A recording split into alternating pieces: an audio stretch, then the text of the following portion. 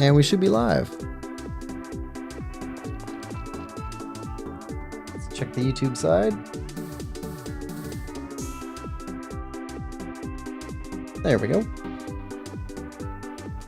Okay, we'll do an intro and we'll get rolling.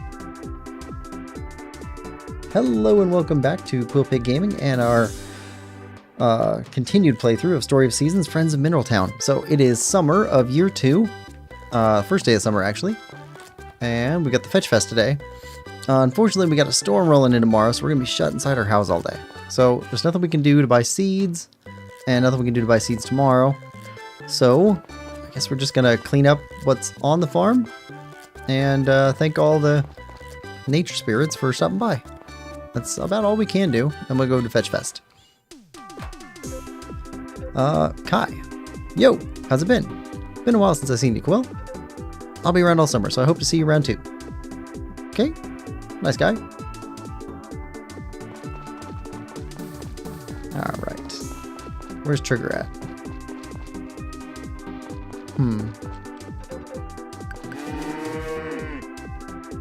Get a good scrub down.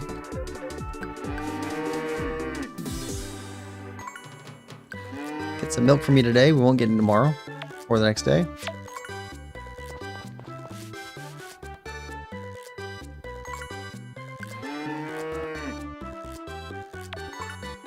Alright. Sharona. Ooh, about 3 days left. Get a new baby sheep. Charlotte. Charlotte's growing up quick. Water. Sharona. Ooh. Is that our maker? Cheese maker. Finally we can make cheese. Okay, good. First couple cheeses we're gonna keep, because we got some recipes we need to make. Where is... Oh, wrong button. There's Trigger.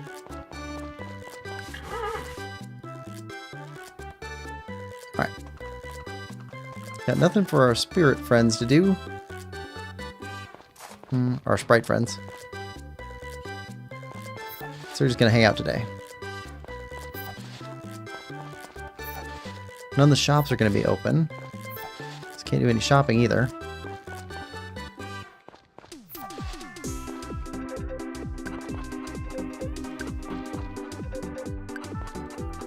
Can't sell any of those bracelets or whatever that we found, or that we got as prizes.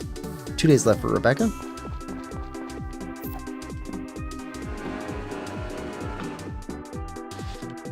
All right. Ship these off. Oh, hold on. Wait.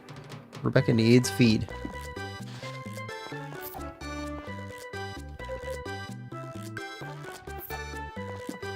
There we go. Everybody got out over here. Good. Alright. Go see the Harvest Goddess.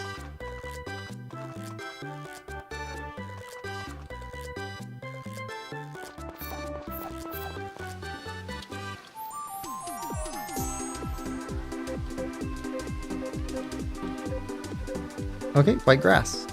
Nice. Thank you. We're still getting stuff, just very occasionally.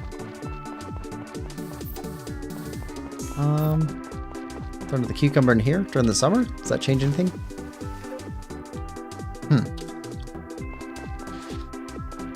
Not sure. Alright. We don't have much time this morning. I don't want to put down... We have pineapple seeds, but I don't want to put those down if they're going to get wrecked by the storm coming through.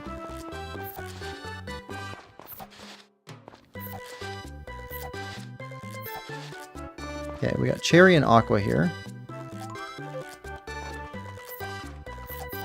Okay, cherry.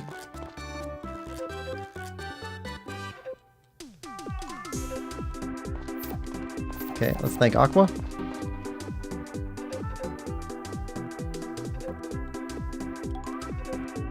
All right. stuff there. Summer grapes. Oh, we got apple.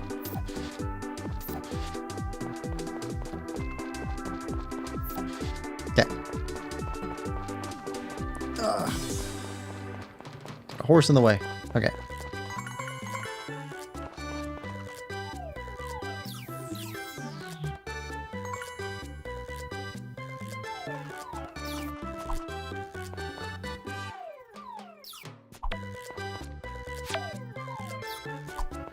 Okay.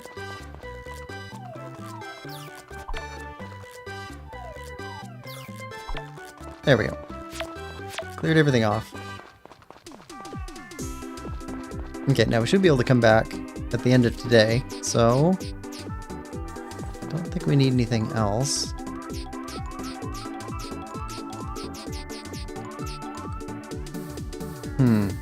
Maybe grab some milk.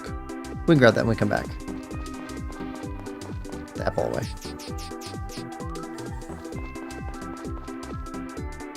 Alright, good? Alright, let's go check out Fetch Fest.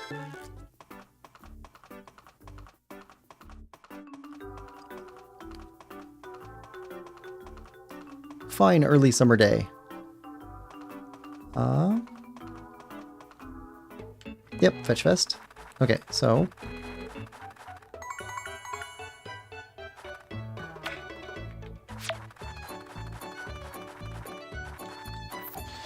ooh. I bet we could do some fishing here. Can we? Can't get up on there. Does it even cost us any stamina?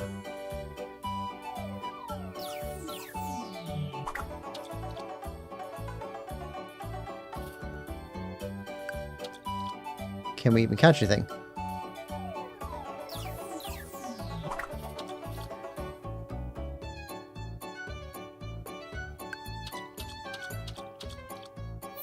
Okay, we can catch stuff. It doesn't cost us any stamina. Ooh. That's exploitable.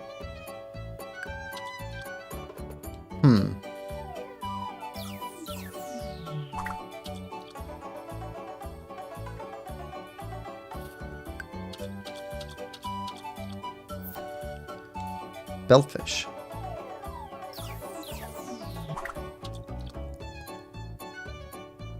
Hudson Root says, hi! Welcome to the stream, Hudson. How you doing today? Hope you're having a good one.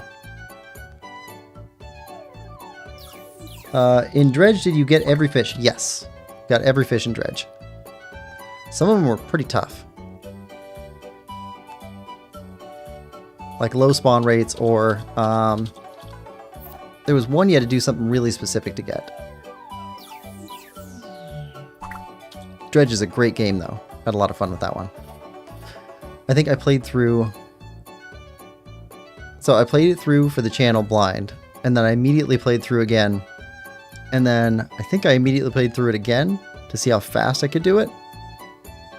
So I think I played it through 3 times to 100%.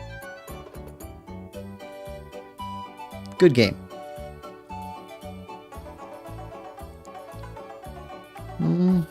Maybe there's a limit to how much we can take advantage of the fishing. Or maybe not. Alright. Don't want to spend all day here. Pets are really smart. Wouldn't mind having one at home myself. Some animals are quite clever, especially pets. If you train them, they can do lots of different things. Maybe we should get a pet too. I was wondering what all the ruckus was outside the cafe. A fetch contest, huh? So it's a tournament where pets compete to catch a flying disc. Neat. Huh. All the pets are so cute. Alright. Always been particularly fond of this holiday. Watching everyone's pets chase the disc with all their might is so charming. Ready to kick off the Fetch Fest? Let's do it. We don't have a pet, so... Just gonna fast forward to the end. Yep. Okay, Fetch Fest now over. Okay. Should take us back home. Yep, back home. Hudson says... to get. Oh, yeah, the hardest, in my opinion, it's one under the rigs you have super low chance to get. Yes. Yes. That was, I think, the very last one I got. Let's see. We can drop off what we got. Yeah, so tomorrow is a storm.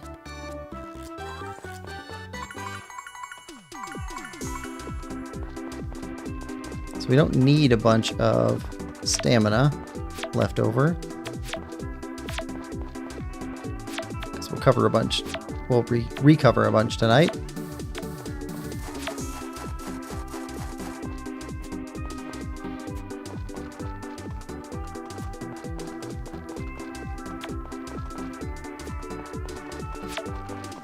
And then won't be able to use it tomorrow.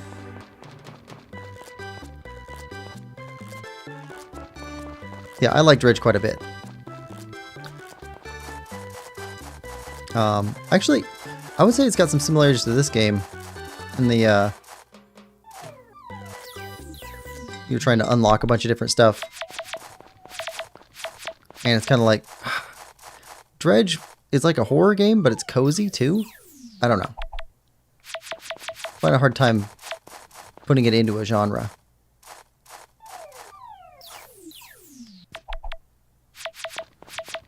Because there were definitely some frightening parts, but overall, it did not feel like a horror game. But I haven't played a lot of horror games either.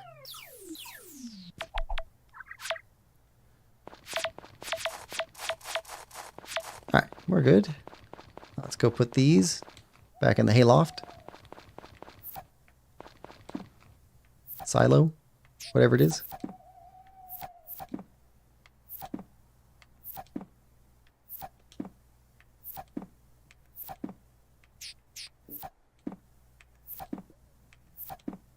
All right. Ooh, almost full. We need to expand our stuff. Okay, I think that's it for today. So, get back in here. Put these away. And that one. Not really much we can do tomorrow, so.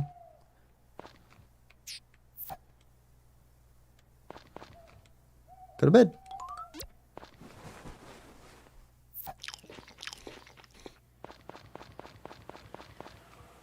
Yep. Stormy today. Can't get out. Alright, so let's sleep for another day.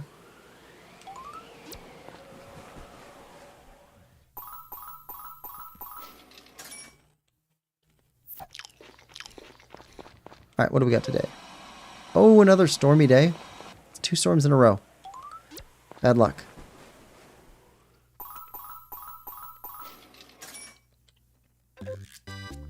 Oh, okay. So we need an R name. What's a good R name? How about Rita? There we go.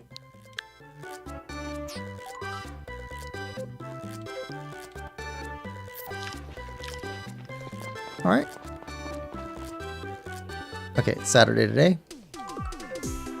Tomorrow's weather, clear skies.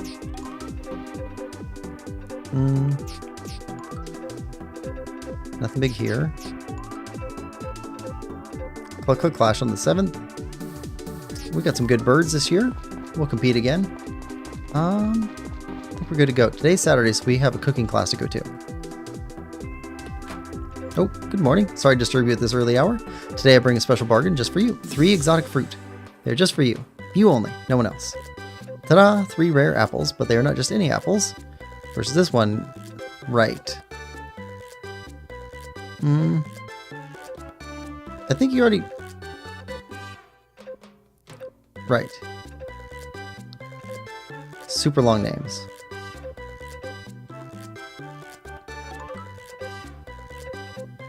Okay.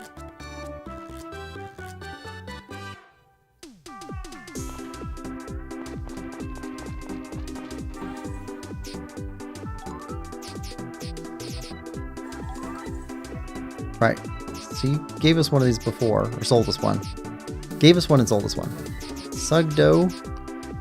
AP. I don't know what to do with those apples. I'm supposed to eat them? Maybe. Alright. Brush trigger down. We're going to clean up the farm. Okay, no milk from you guys today. You went a couple days without food.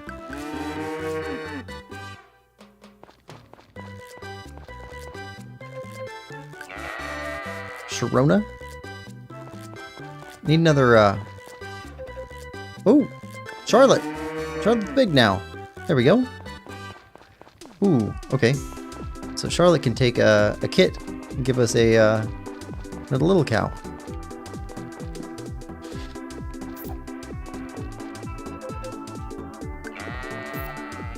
Alright, put this away. Hit the bell.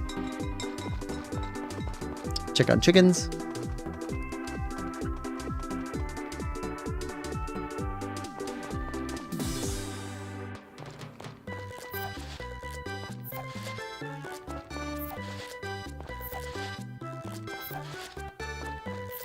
There we go.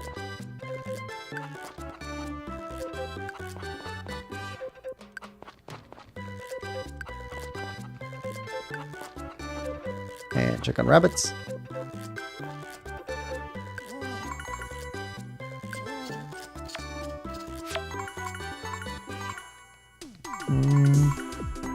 Okay.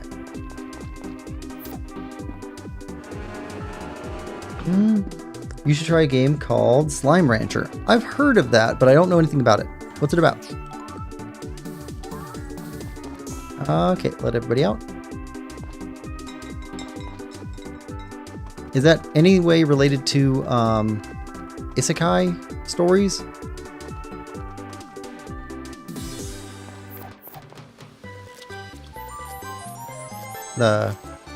I got turned into a slime? Something like that? I've seen a meme about it.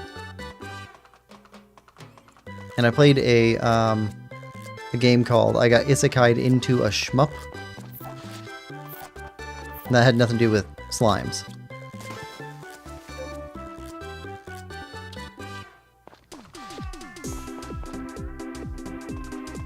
Alright. Get out of here. Saturday. We got a little bit of time before our cooking class.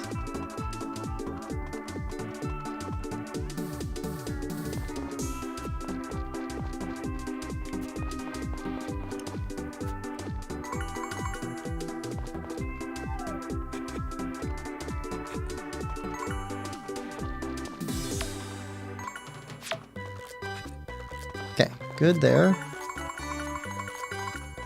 Pineapple.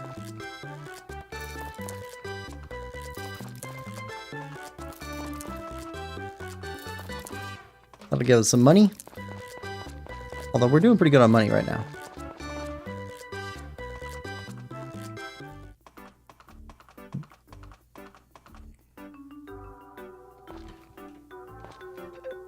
Cheesemaker you ordered. Yep, we saw that. Thank you very much. Commissions.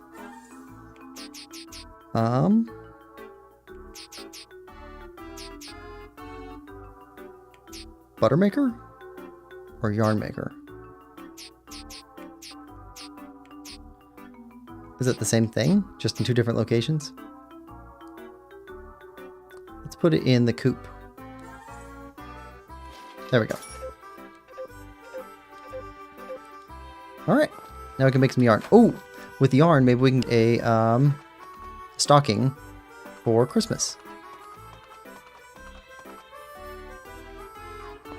Okay, we're waiting for you to go inside. No?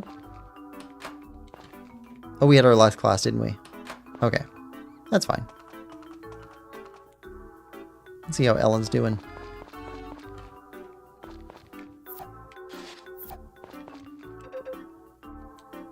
Okay.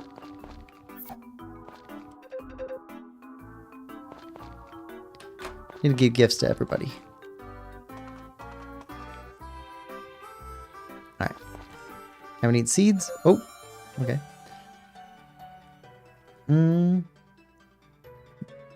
Hudson says, you explore the world, collect slimes, and do puzzles. And make like a ranch and feed the slimes and drop parts. Parts sell for money, or you can use them for puzzles. Ooh, that actually does sound very much up my alley. I'll take a look at it. I like puzzles, and I'm liking the farming in this. I'll take a look. Hold on a second. Slime Rancher. Let me write that down.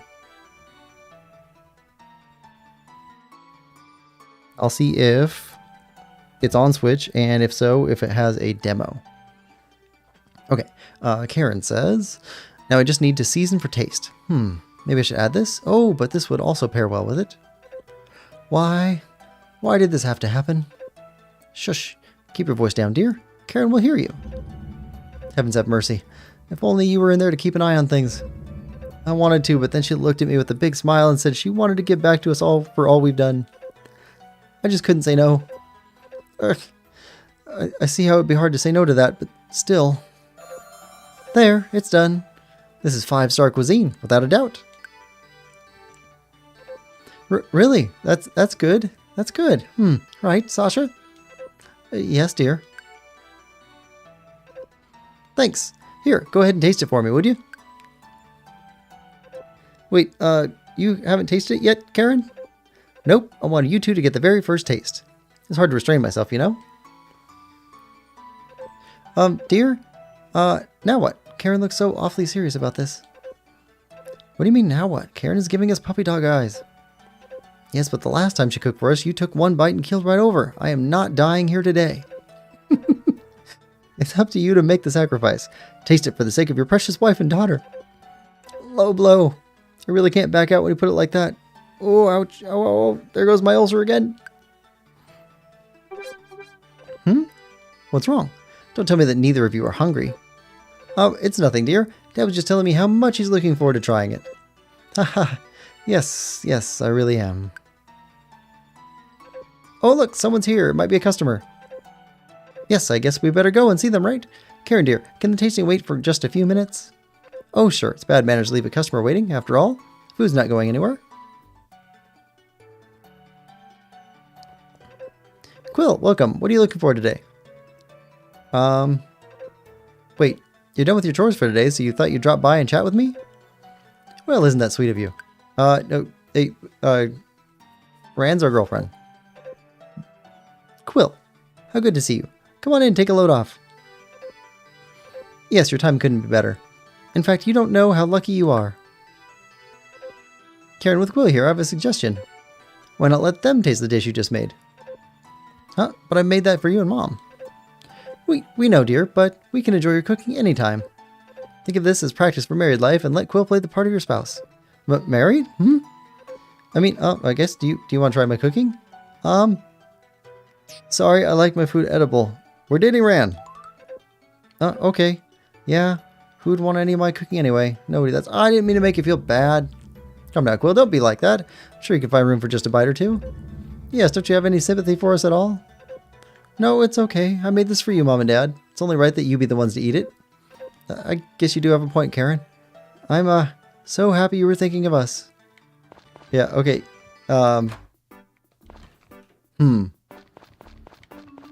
Yeah, I'm not trying to be successful with any relationship things going on there. Alright, so we need 5 corn. And onions. 6 of those? I think that's what I have written down. Alright. We have grass, right? Nope. Let's grab 3 of those.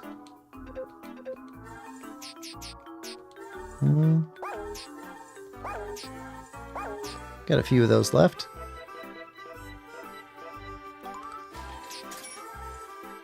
Good there. Good there. Oh, power berry. Yes. Nice. More stamina.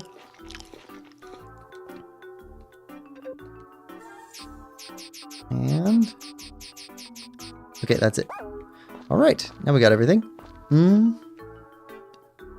Okay, Hudson says there are 2 Slime Rancher games, I think. Okay. Do you have one that you recommend over the other? Hudson says, I know a lot of fun puzzle-like games. Yeah, so one that I played a while ago was Captain Toad Treasure Tracker. And that was just a fantastic game. I thought it was going to be just kind of a childish type game, and it was in a way, but also really fun puzzle game. Not super hard or anything, but very fun. I liked it quite a bit. Okay. Coin. There we go. Now, we've got corn. Plant some corn seeds.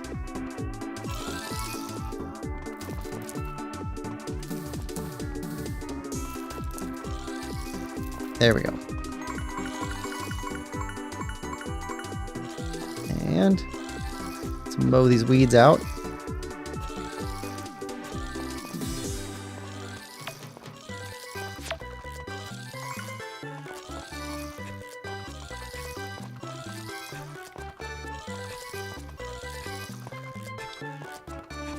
Okay. And we need to grab the seeds out of the box. Hudson says, I mean, I would Slime Rancher 1 first so you can figure out the story and what it's about. Okay. Is it, does it have a good story? Like a developed story?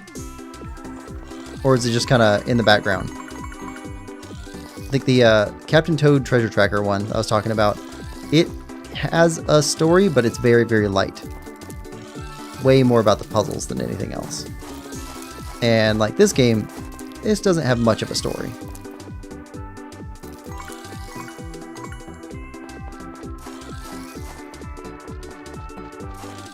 Alright.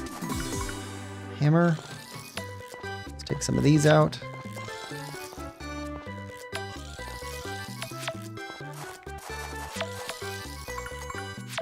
Okay. Mow, and careful not to hit the crops. Okay, good there. You're not going to finish watering, are you?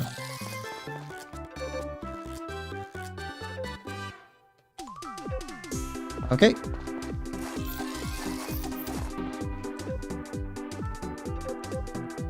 Keep up the good work.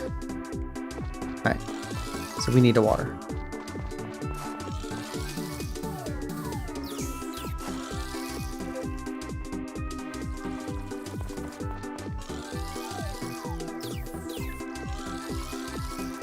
There we go. Ooh, I don't know if you guys are going to finish. There we go. Now it's handled.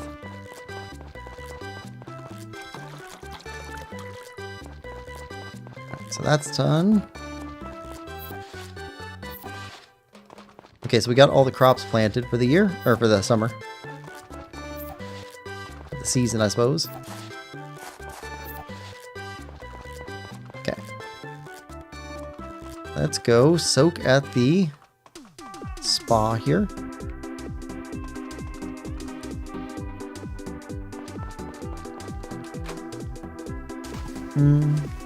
Hudson says, it kind of has a story, but doesn't at the same time. So is it like this one?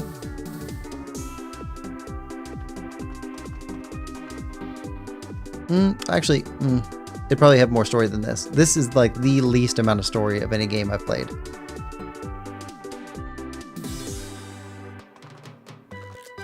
From what I understand, the other, let's see, the Story of Seasons, Doraemon, Friends of the Great Kingdom has more of a story. Alright, everybody's back in their houses. We got a little bit of energy left, not much. Okay, so let's take out some trip hazards.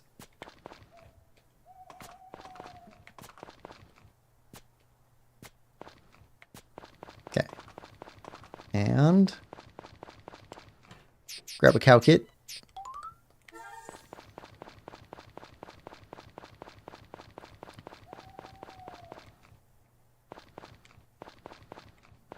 Yep, Charlotte. Charlotte. Get you a kit. There we go. 21 days. Okay, so you're probably going to give birth tonight or tomorrow night. All right.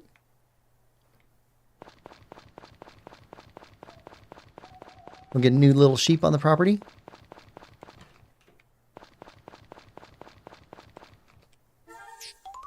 Drop off some stuff.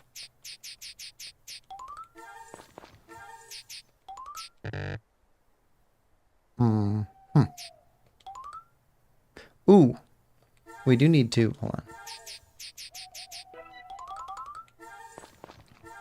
Drop these off and pick up some milk. We need to make some cheese.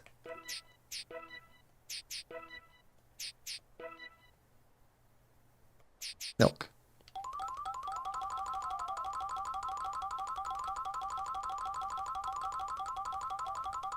Need to make a lot of cheese.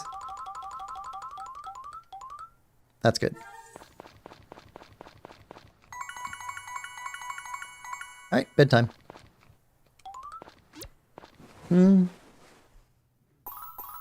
Hudson says, you could say it is. Yeah, I'd imagine it has more story than this. Okay. Lamb was born. Okay, what are we calling her? Need an S name. S name.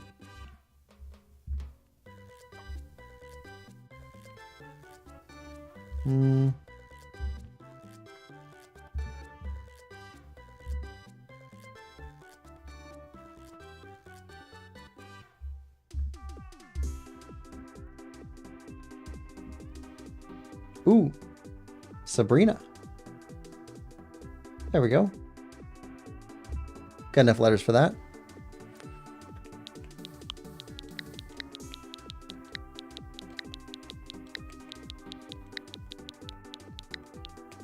There we are.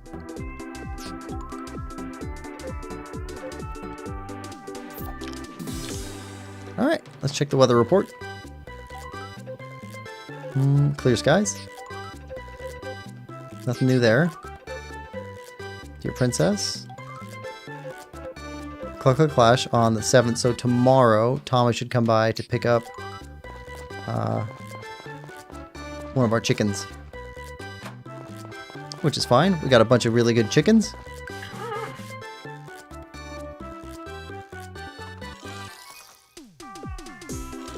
Okay, so today is all about take care of animals and clearing ground.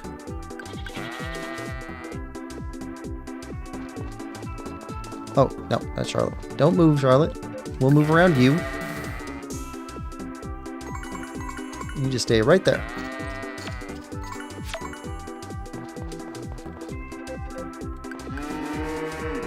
In fact, here's some food. All right, now.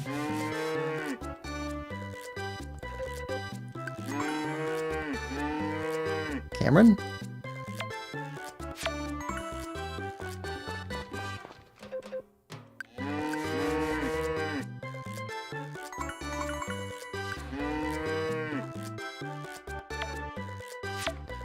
Right, so we got, hold on, Milk M. Yeah, we're getting Milk M's. Okay, so Milk M's go in here.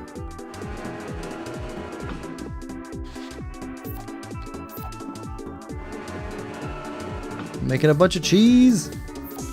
Imagine if cheese was this quick to make. Be drowning in cheese.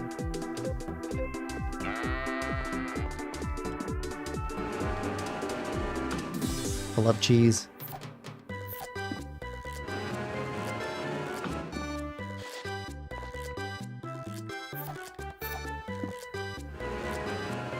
We're gonna sell a bunch of this though.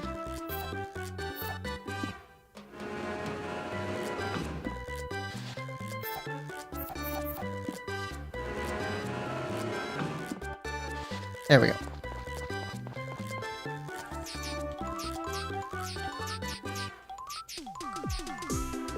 Yeah, we'll keep 9. Ooh, 21,000.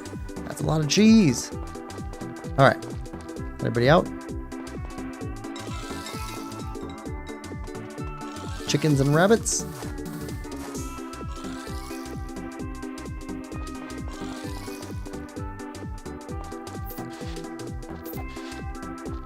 All the good eggs.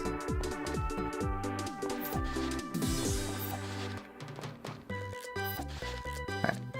Say good morning to the rabbits.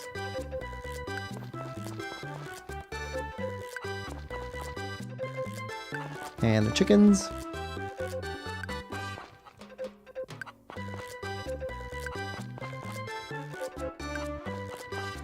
Alright. One of you girls is heading to Cluck Cluck Clash tomorrow. Hudson says the lore is okay. Okay. I like lore too.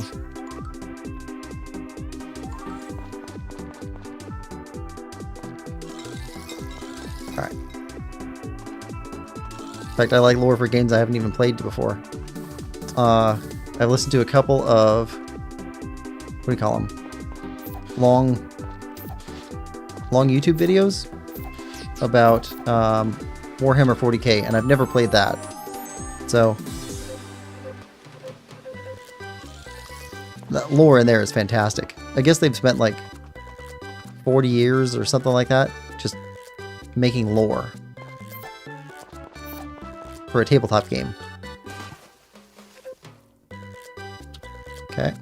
I don't know if we're making him angry or not, but he's not saying anything mean to us.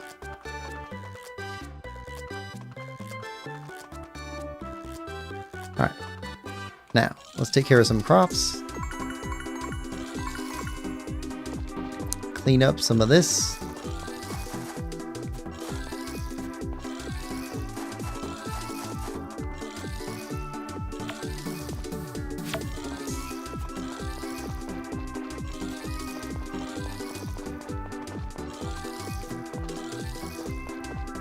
Some of the storm damage.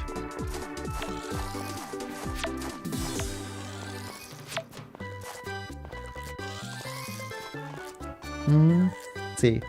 Hudson says, speedrunners in Slime Rancher beat the game 12 minutes, though, which is not easy. 12 minutes? That's crazy. How long is the game, normally?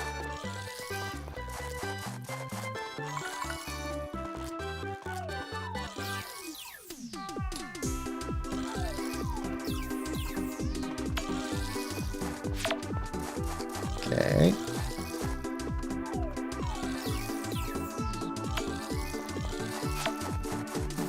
Alright, we'll come back for you. Handle one type of material at a time.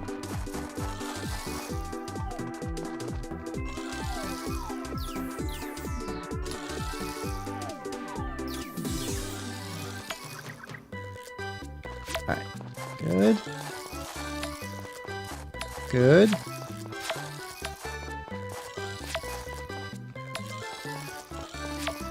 Alright. One big rock.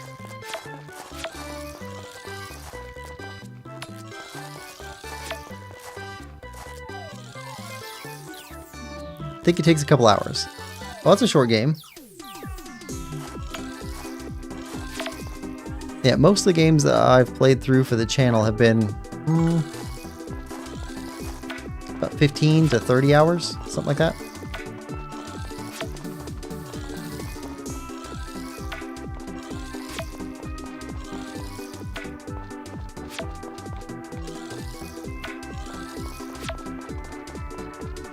Ah, wasted. Okay.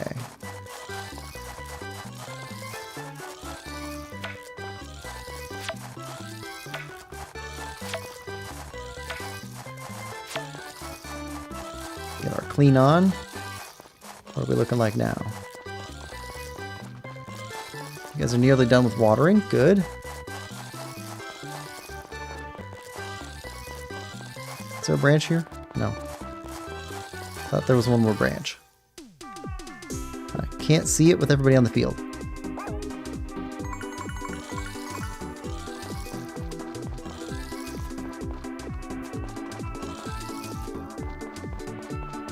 Alright, we're gonna have to hit the hot springs here pretty soon.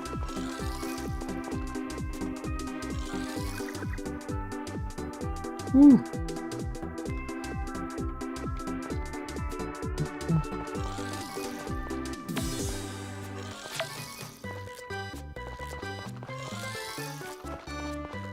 Okay.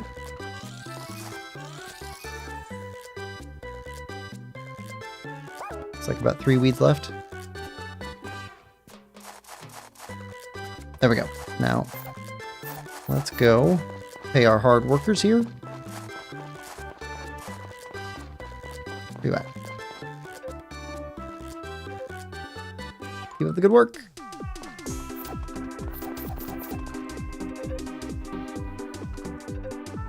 Keep up the good work. Alright. Where'd Trigger go? There he is. Hurt him.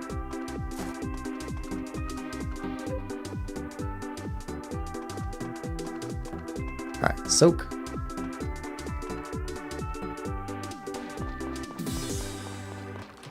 Alright. Hudson has 100% of the game will take maybe a long time. Oh, okay. Slime Rancher 2 has a labyrinth. Ooh. Always like a good labyrinth.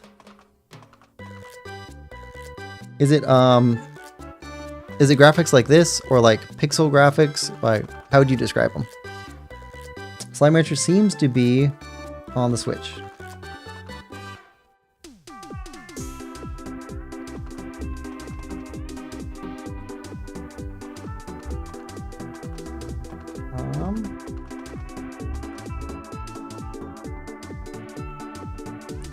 Looks like there's one version on the Switch called Portable Edition.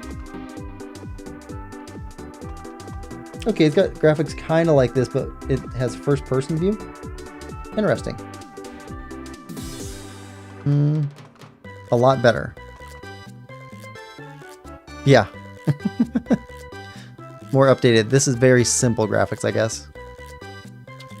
Alright, we got about an hour and a half left. A lot better graphics, yes. Yeah, so Portable Edition, that's a good version.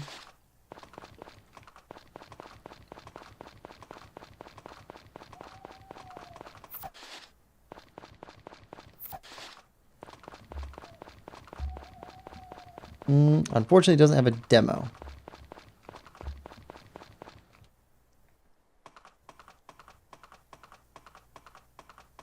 But I'll take a look at it after stream. It's always difficult to try and assess whether it's a game that I want to play when, if it doesn't have a demo. Because a demo, I don't feel like that's spoiling anything because you're going to play through the game. But I don't want to look up details on a game that I might want to play because I would prefer to play blind for most games. Even the games that I don't have a preference to play blind, I don't go out of my way to go look up information on them. It's just, I expect that I'll be spoiled eventually on stuff. Like when we play through, what's it called? Dark Souls. I expect to get spoiled in that one just because it's such a huge game that so many people have played. Alright, we can make cheese stuff now. What can we make this cheese now? No? What requires cheese?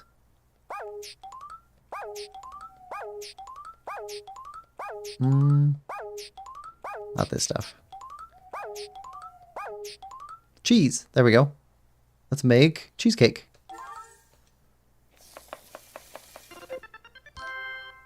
There we go.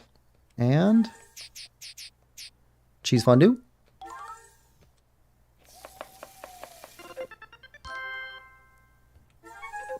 Ooh, carbonara. Okay. Apple pie, bamboo. Made all those.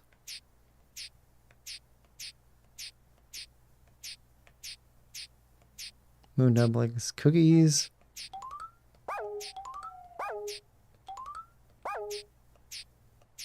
Where's Carbonara? There we go.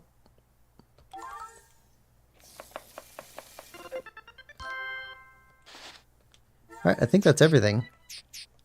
Oh, quiche. I think we made that.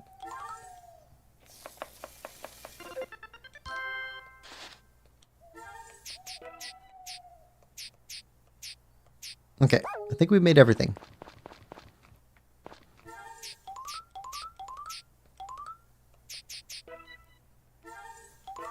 There we go. Sort. And bedtime. Hudson says, okay, so the portable version is a good version. Okay, makes sense. Alright, so today we should have our chicken picked up. Today's Cliff's birthday. Okay, weather for tomorrow. Clear skies. Fish will be fished.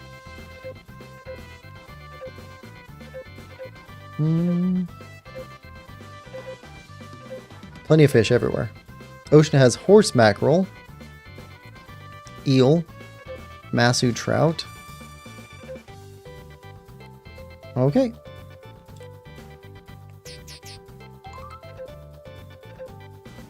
Yep, click, click, clash. Alright, pick up our chicken. Ah, sorry, Rick comes to pick up the chicken.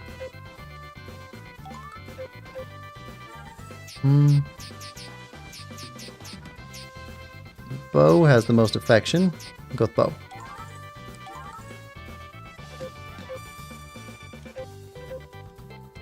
Okay, 10 a.m. tomorrow. Click, click, clash.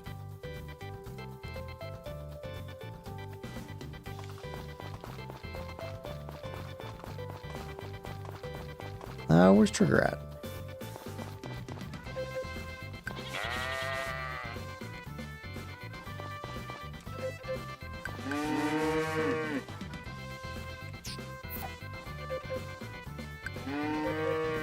Okay, 18 days left for you.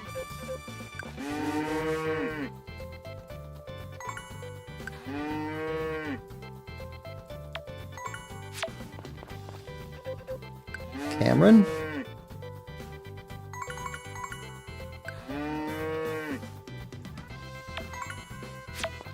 Alright. Rona. I think that's everybody taken care of now.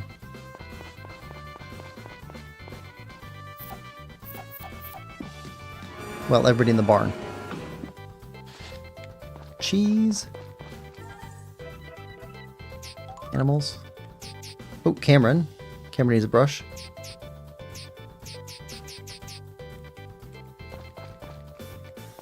Where's Cameron at? We didn't get your brush. There you go. Got your brush down. Alright. Ring the bell. And Trigger. Hanging out in the middle of the field.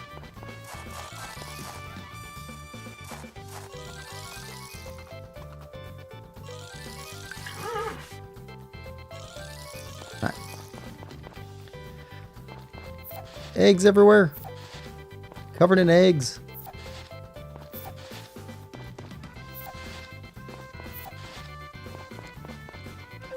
Belle, Becky, Rebecca, Beatty, Rita, Bridget, Blythe.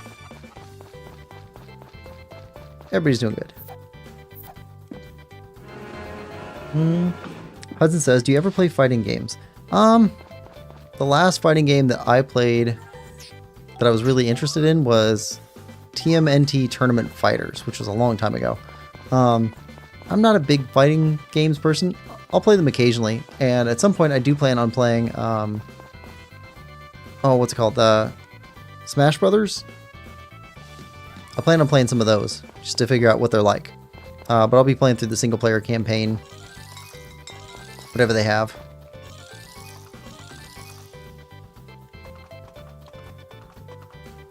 But yeah, I'm not super interested in fighting games.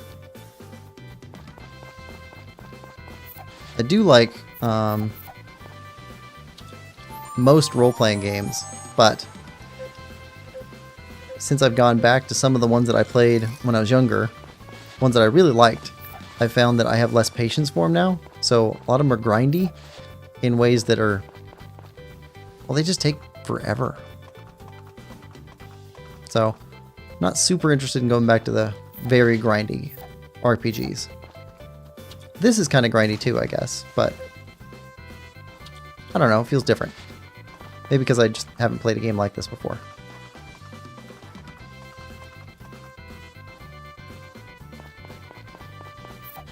I don't know, what all do you play, Hudson?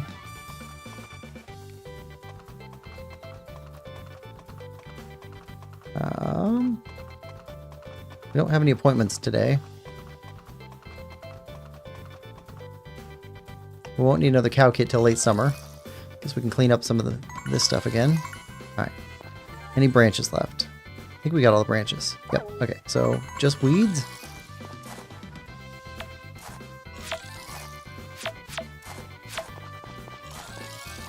Do we need any more sprites tomorrow?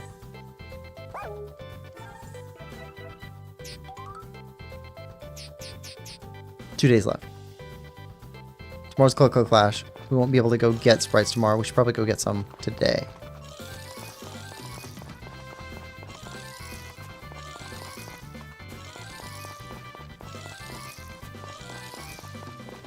Get the next crew of 2. We don't have all that much for crops for them to water. A little bit easier than springtime was.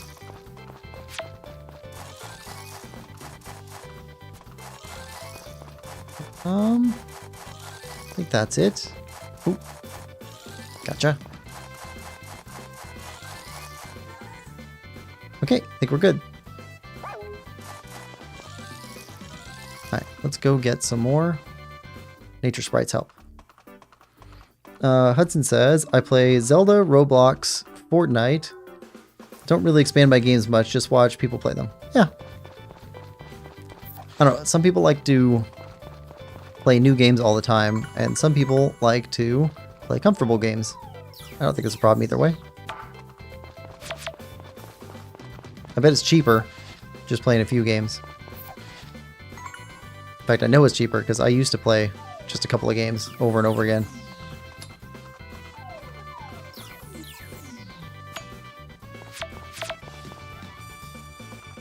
Let's see. Head into nature sprites. Ask them some questions. All right.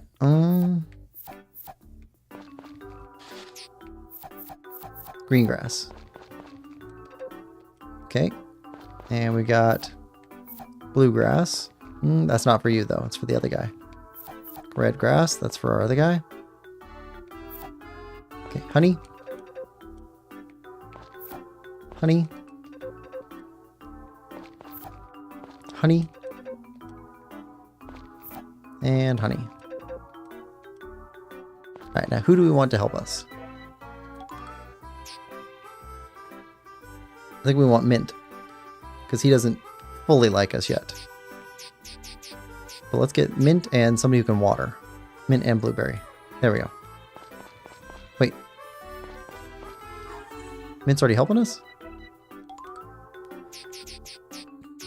No, Mint is green. Must be Spearmint. Okay, ask for help. Water crops. 7 days. That's right. Alright, and ask for help. Water crops. 7 days. Yep, that's right. Hudson says, plus Roblox has millions of games. That's true. And Fortnite, you can make maps to play. I didn't know you can make maps in Fortnite. I've never played Fortnite. From what I understand, Fortnite used to be a different type of game, and then it transformed into the type of game it is now. Which seems interesting. was like a base defense game or something like that. Don't see anything else. Could fish, but I'd like to pay off our friends.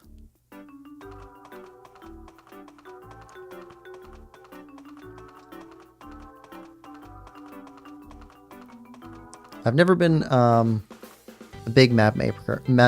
I've tried it in a couple of games, but I don't know. It's not something that I'm really dying to do. My little brother used to make them a lot. And he made some really good maps. And some terrible maps at first, but eventually really good maps. For Warcraft. I played through several of them. My dad made some too. Not quite as good, but certainly not as fun. Put it that way. My brother made more fun maps.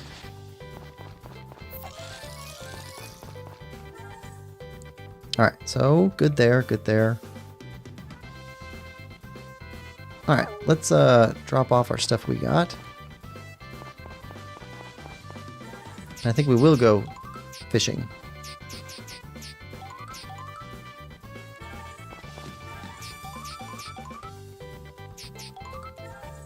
There we go. Let's go fishing. Hudson says, Fortnite is a battle royale game. Yeah, it didn't used to be that way though, did it? I thought it used to be like tower defense game. And then it changed at some point. Like you had to build a fort that would last a night or something like that. I don't know. I heard somebody else talking about it.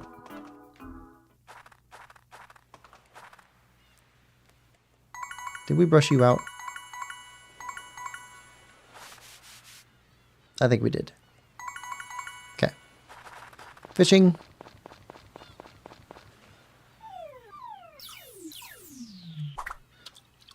Hudson says there's multiple modes made by Fortnite, like Blitz Royale, very short match that takes 3 to 4 minutes.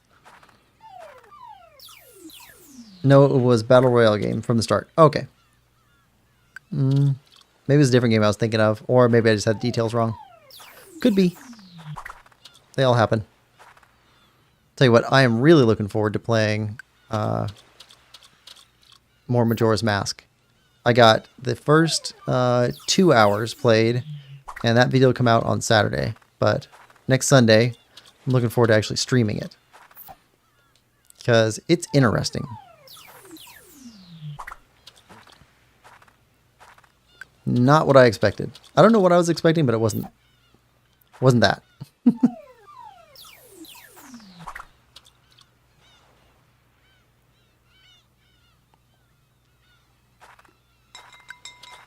Ooh.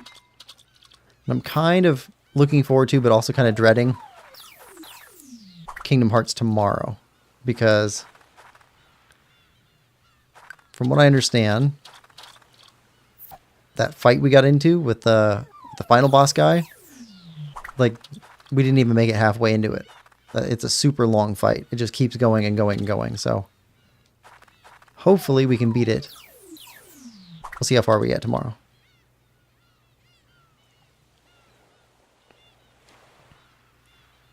Hudson says, someone's fish beat an Elden Ring boss?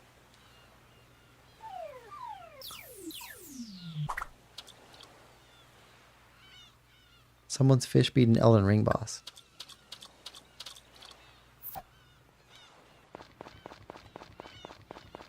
Like one of our fish was somebody from Elden Ring? We got trigger. Ooh, you move around so much. Alright, let's get you back. Get some rest. We're going to have less than full stamina tomorrow. He used coding for where the fish walks and hits and jumps. Okay, so it's like a mod.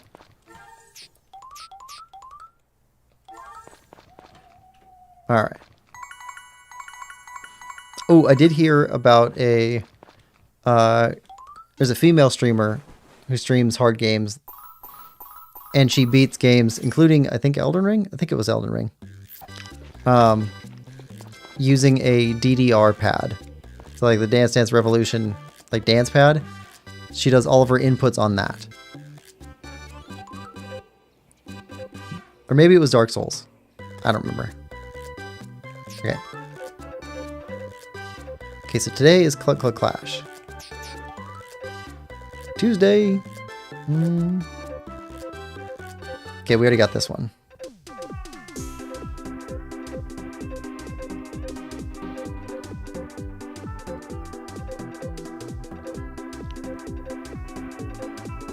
Yep, okay. Cluck Cluck Clash at 10. Alright, so we got a little bit of time, but not much. It was Point Crow's Fish. He beat the hardest boss. I've heard of Point Crow. He does Zelda playthroughs. I'm sure he does other stuff too, but... He did Zelda and Hollow Knight that I know of.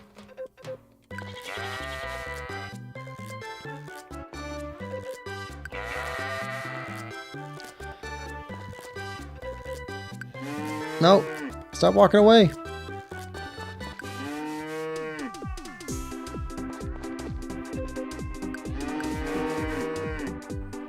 I would like to get all of our animals up to maximum hearts.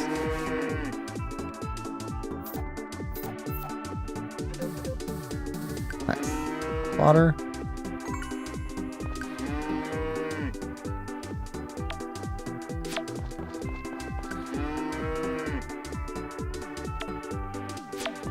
Alright. I'm betting that we unlock something if we have a maximum heart of every animal.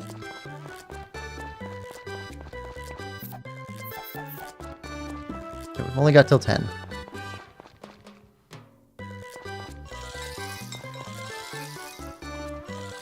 You guys are plenty enough to water everything today.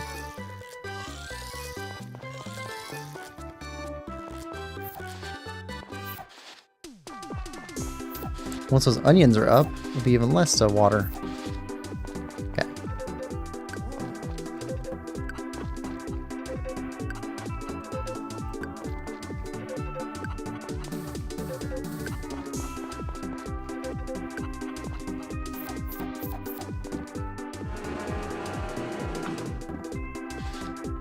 Okay. Send these off.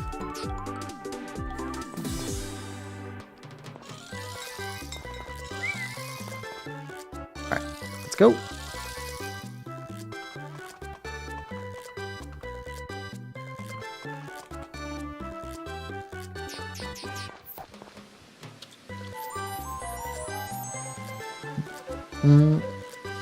His fish was swimming in his tank, and there were buttons showing on his tank, and he even swam around to beat the boss.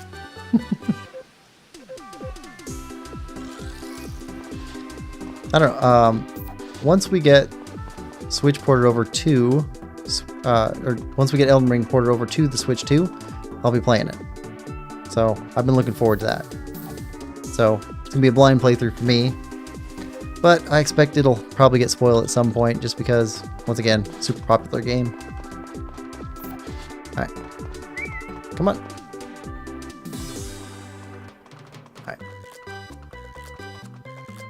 got just a few minutes before Cluck Cluck Clash.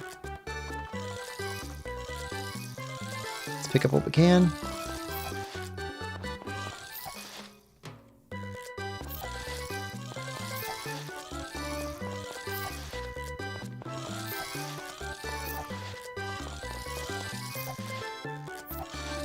There we go. Alright, that's all we got. Let's get going.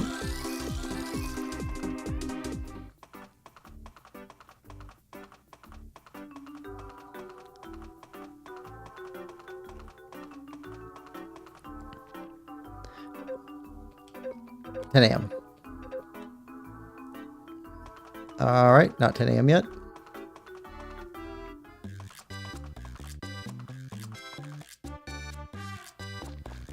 Okay, we can't be early.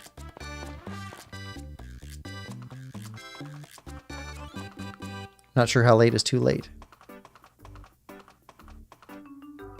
There we go. If you're going to enter, I expect you to do your best. I've been waiting all year to use that pun. Wish you luck in the battle ahead. Oh, you're participating? That's great. This festival is really fun. Are your farm's chickens strong, Quill? I think so. I'm going to watch those chickens. Watch and learn.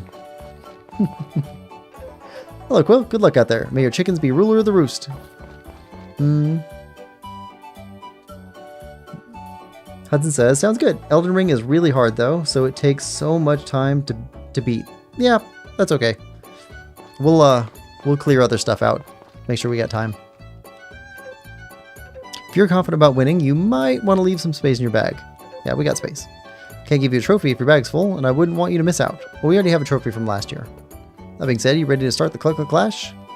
Let the feathers fly. Release the chickens! Alright. So, how do we play this again? Yeah, here are the rules. Cheer on your chicken while they vie to push the other chicken out of the ring. Win 3 times to claim the crown. Press the confirm button to cheer on your chicken. Cheering them on when they cluck may startle the other chicken. If the other bird is in front of yours when you startle them, will chicken out and flee the ring. But if you cheer on your chicken when they're facing the edge of the ring, they might just run out themselves. Okay. Okay, all clear.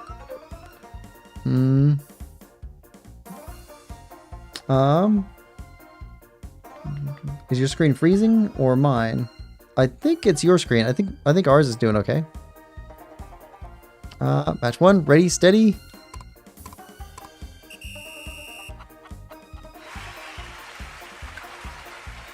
Oh no. Come on. No, turn. Go, go, go. Get him.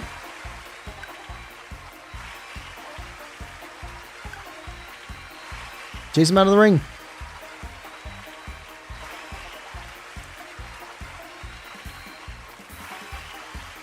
Turn. Okay, we won the first one. Semi-final match. We can take Cheeps out.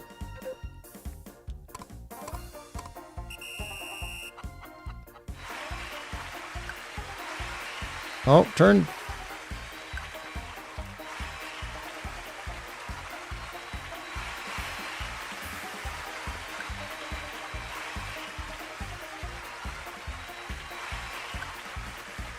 Oh, nope, nope, nope, nope, nope.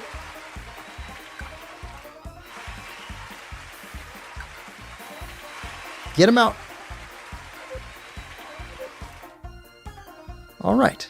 Bo versus Dawn.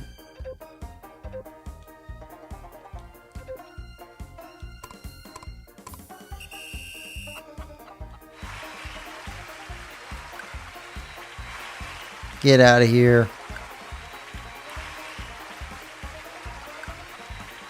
Get out of here.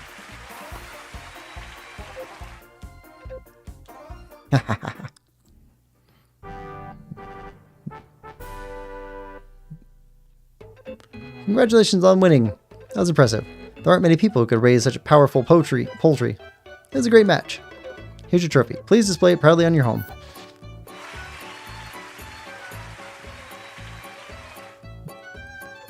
Alright. Click, click, clash now over. Festival organ. Yep. Of course you're proud. I knew your chicken would make it far. How did I know, you ask? Because it lays delicious eggs, of course. Hey, hey, hey, that's phenomenal. You must be proud to have such a fine feathered friend. Wow, good for you. Maybe it'll start laying golden eggs soon. Golden eggs. That's right. We get golden eggs, that's right. Okay. These chickens gave their all. I enjoyed watching it. Hey, Bo is really strong. Well done. You should have Bo participate again next year. We will. Ah, that was fun. Well, time to get back to work. Okay, so. Look at that. We're going to have shelves covered in trophies.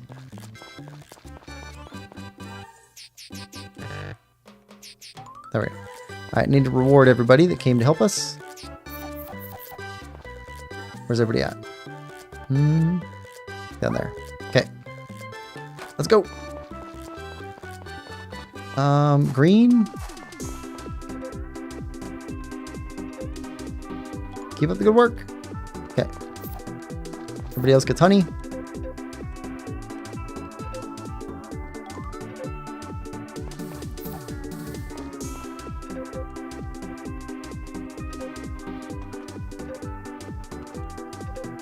Right. Keep up the good work.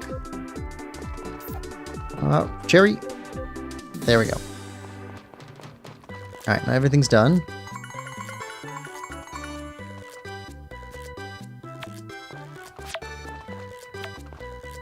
Alright, any weeds out? Yes.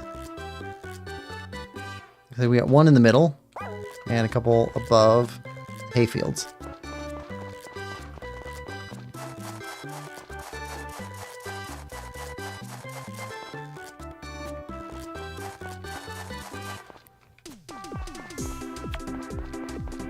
There we go.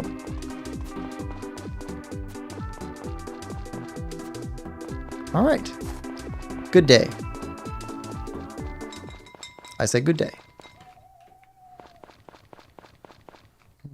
Everything goes in here, I think. Yep. All right, good to go. Sleepy time. Oh, Hudson, you're right. Sorry. Frames dropping. Let's see if that helps it at all. There's not much I can do. Internet in my area has been bad recently. I don't know, but it's freezing. Screen turned off. Just a black screen now. What's happening? Rocksmith says, hi, and screen is fine for me. Refresh. Hudson says, okay. I've got some drop frames, so there's definitely a problem on mine too. But hopefully it resolves. Alright.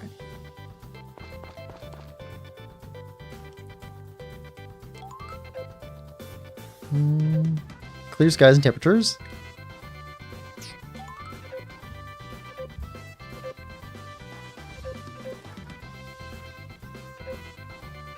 Okay.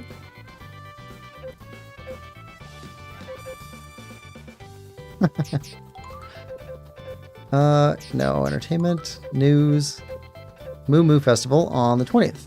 Okay, I'm good. All right, good there. So let's put on our brush.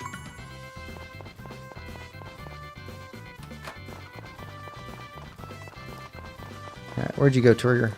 I can hear you moving.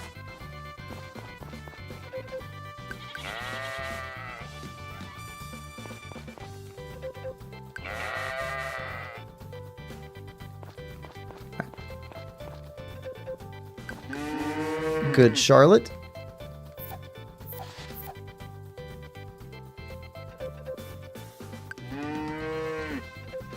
$16 days left. Okay.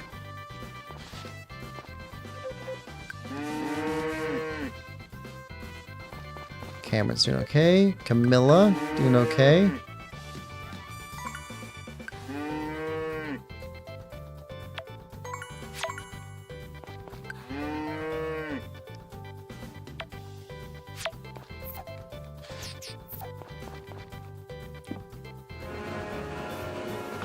Cheese. There we go. All right. Did we get everybody? Yep. All right. And outside. Where is Trigger? Trigger just runs right in the middle of the pack. It's like the first thing he does every morning.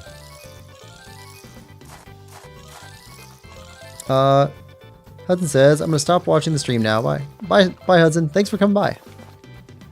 Have a good day.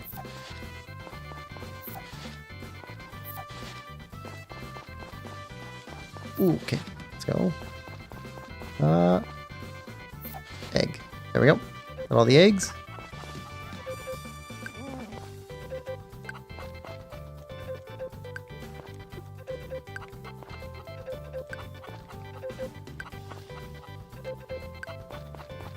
There we go. Mayo.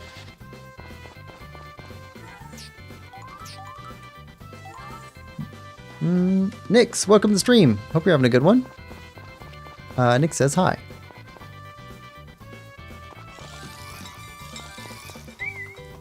How's it going today, Nix?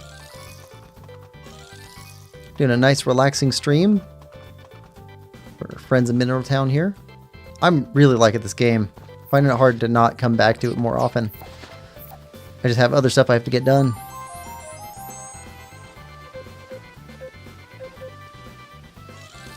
Alright, good. And let's see. I don't think we have anything special Wednesday, do we? Oh, wait, we do. We can go talk to Van over at the inn.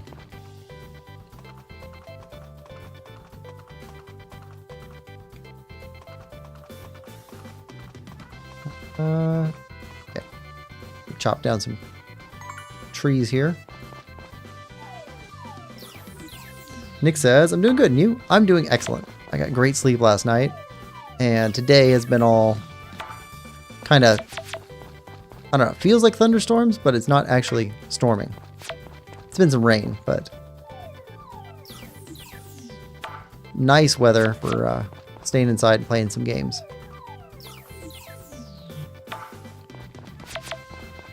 And I'm working my way through BioShock, which I'm finding very interesting. I don't normally play games with horror elements in it, but BioShock I'm finding really good.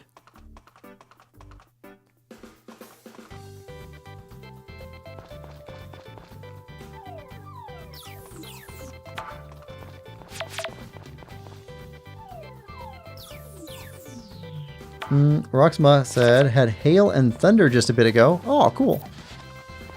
I like hail. Well, as long as it doesn't hurt anybody. I guess during the summer like this, depending on where you live, there could be crops that get hurt by hail. I've heard corn is really susceptible to damage by hail.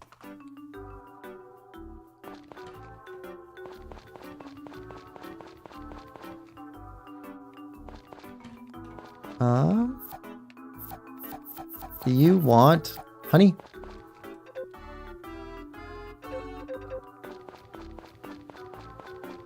Okay, talk to Van. Do you want honey? Welcome.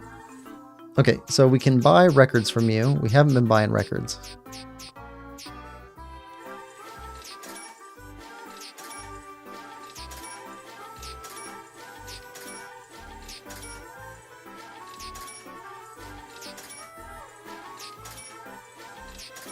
Okay.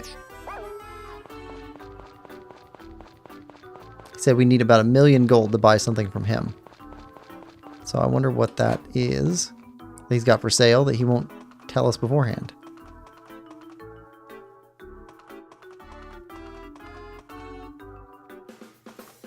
Alright, good.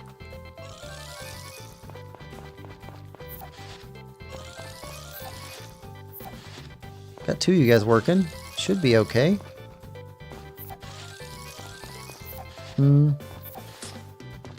Let's see.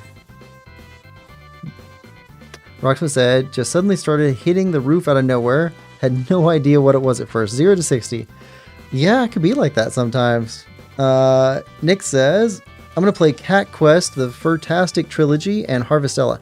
Ooh, tell me how those go for you. So, I ordered Cat Quest 1 and 2, and I have 3 already sitting on my shelf. So I'm waiting to play them in order. So I'm looking forward to Cat Quest trilogy myself. Harvestella, let me know how that one goes too, because it's not one that was not, or it's not one that I had on my list to play. So I would like to know how those go. I do plan on playing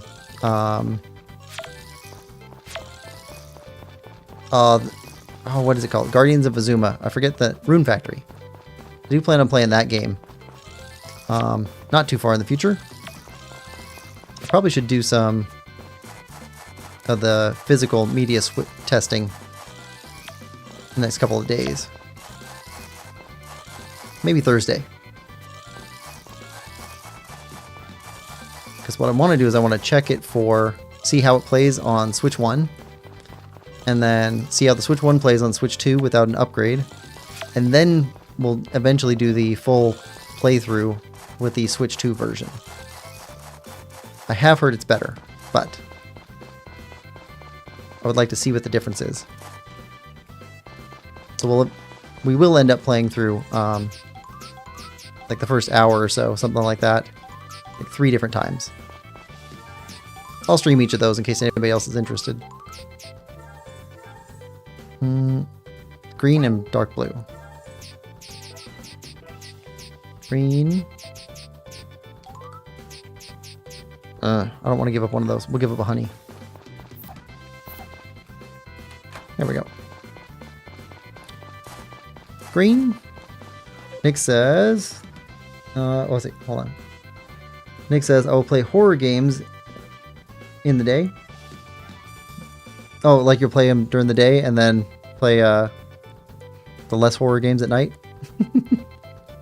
Or used to play them back in the day. And yes, I will tell you. Me too. I'm going to play Cat Quest in order too. Yes. Yeah, if it's possible, I prefer playing games in order. Even if somebody tells me like, hey, the third one's the best one or something like that, I'd still rather play them in order. Alright, so you're cleaned up. Went and talked to those guys. Let's see. Nothing to pick up here.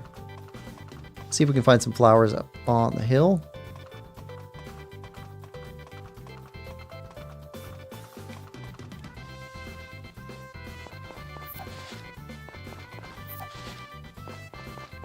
I always feel like if I play like, I don't know, game 2 of a 5-game set or something like that, I always feel like I missed out on something.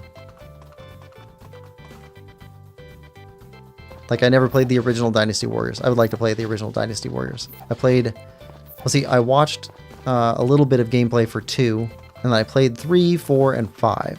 I really like those a lot. And I haven't played anything since then. I mean, I played other games made by the same people, but not in that series. I really like the Musu games.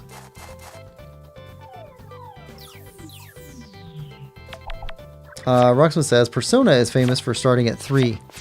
Wait, did they really? They start a whole series at 3? That would drive me nuts.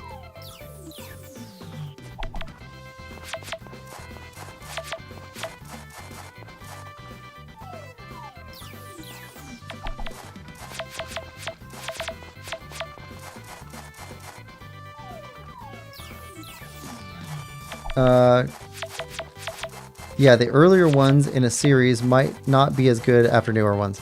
Yeah. I mean, so I had never played any of the Mario 3D games. And so I went back and played Mario 64 first. I was like, I'm gonna do this right. That's a good game. I enjoyed that quite a bit.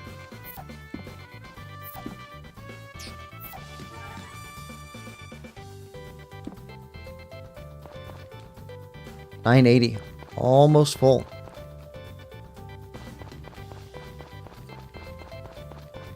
All right, bedtime.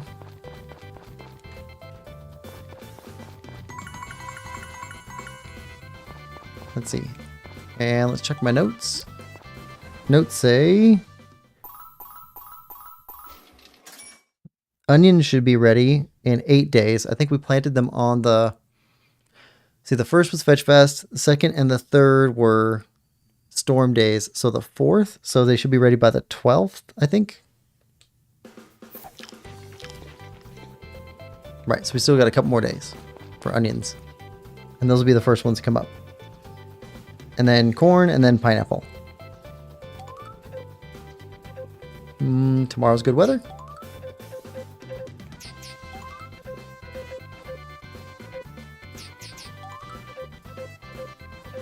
Okay, Moo Festival on the 20th. Let's see. Let's put these away.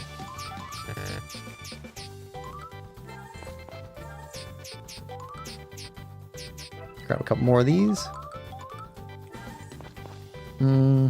See if our maker's done. We'll want to make another maker.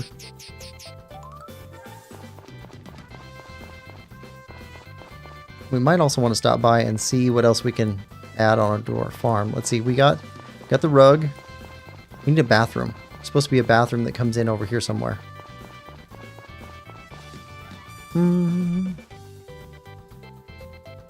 Rocksmith says, I mean, everyone says 3 is where to start by a lot.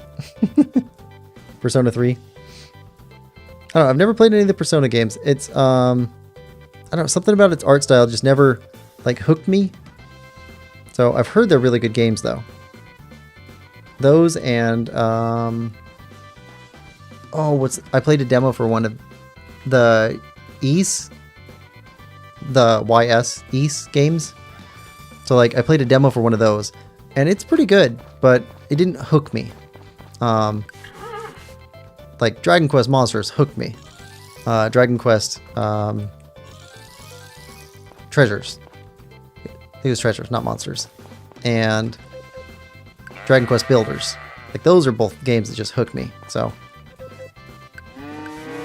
I did pick up one of the Dragon Quest games, I think it was 11, to play through on Switch. So I'll finally play a Dragon Quest game, because I've never played one.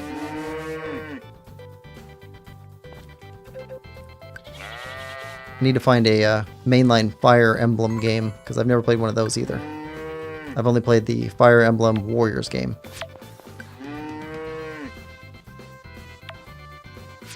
Alright. Everybody should be good, except for... Nope, gotta feed you. There we go. Now how are we? Good, good, good, good, good. Alright.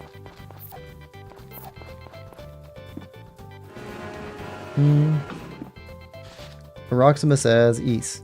I've only barely turned on one and played halfway into Dragon Quest 9. I think Dragon Quest 11 is the one that I grabbed. I'm not sure. It was one that I saw people listing on top 10 lists everywhere.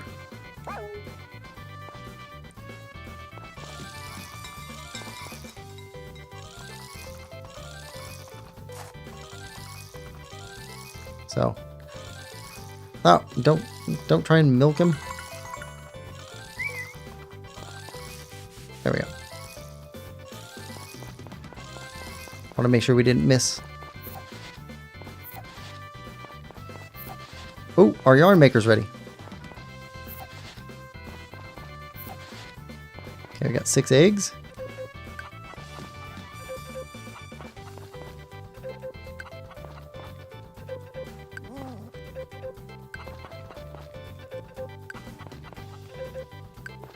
Say hi to all the ladies. All right. Now, let's go after some wool.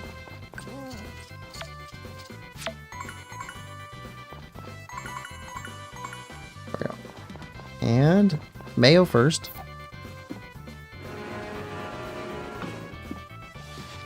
Okay, now yarn maker. Put wool or fleece in here to make yarn. Okay.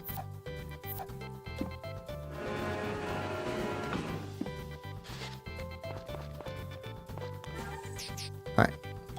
Send those off. We'll keep a hold of that. We need to make a bunch of that. We've collected up some wool. We'll see how much we have.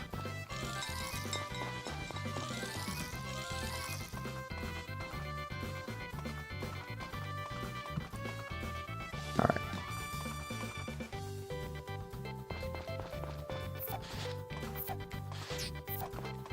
Toss that.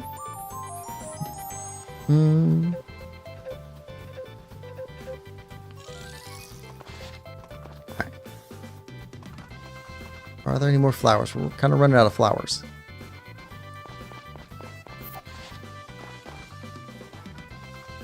not running out, but we're using up more than we're taking in.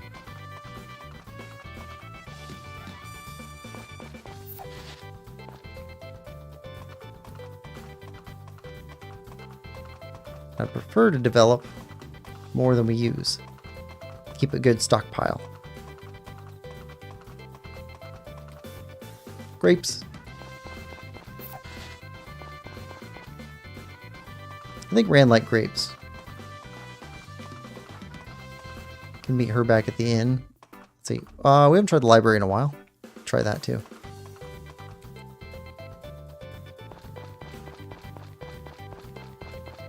Flower.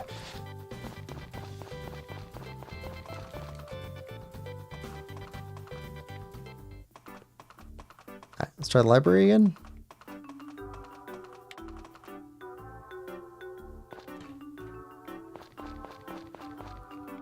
Looking for a heart event with Ran. It's supposed to be in the library or the inn.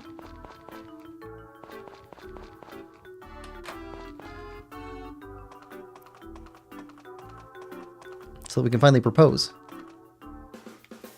Well, there goes Ran.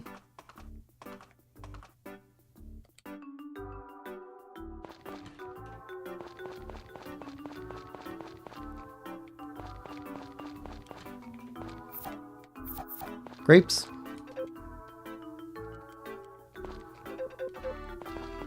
Okay, that's it.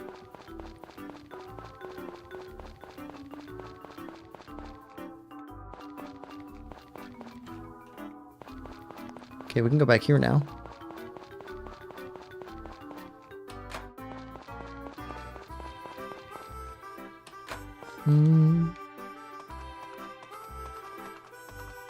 Alright, let's go pay off our friends. And then we'll go fishing for the rest of the day.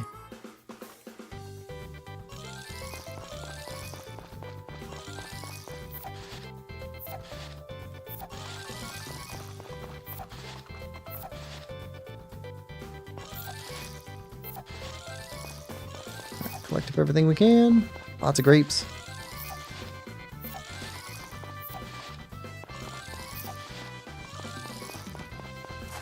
All right. Green. Keep up the good work.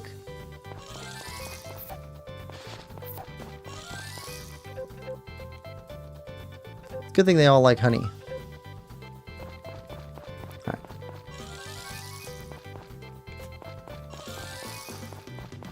Grass is mostly out of the way.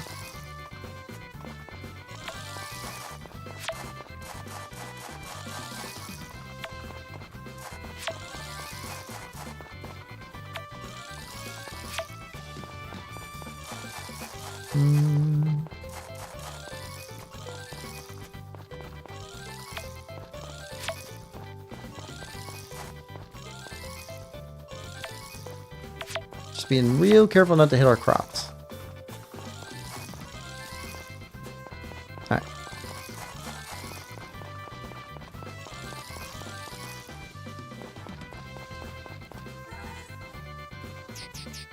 Put those away.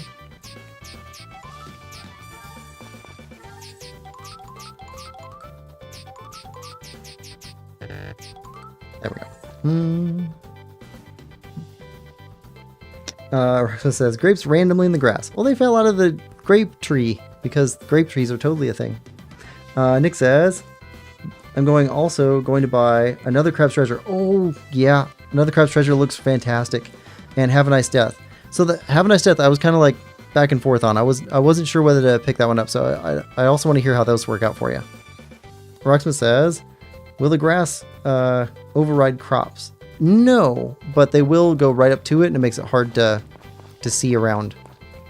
And you can accidentally cut down your crops with your scythe while you're trimming grass, but we need to collect up the grass so that we can stock that for the winter, so that we have feed for our cows and our sheep, and if we get an alpaca. All right. So I think we need to go fishing.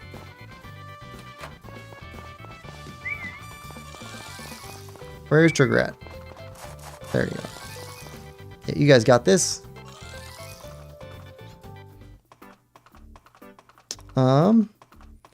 Nick says, is Kingdom Come Deliverance good? I think it's excellent. On Switch, it does not look great. Oh, if you don't mind, I'd like to ask you for some advice. Oh, ask away. It's about Adge. Adge, your daughter, right? I've heard all about her, but not yet had the pleasure of meeting her.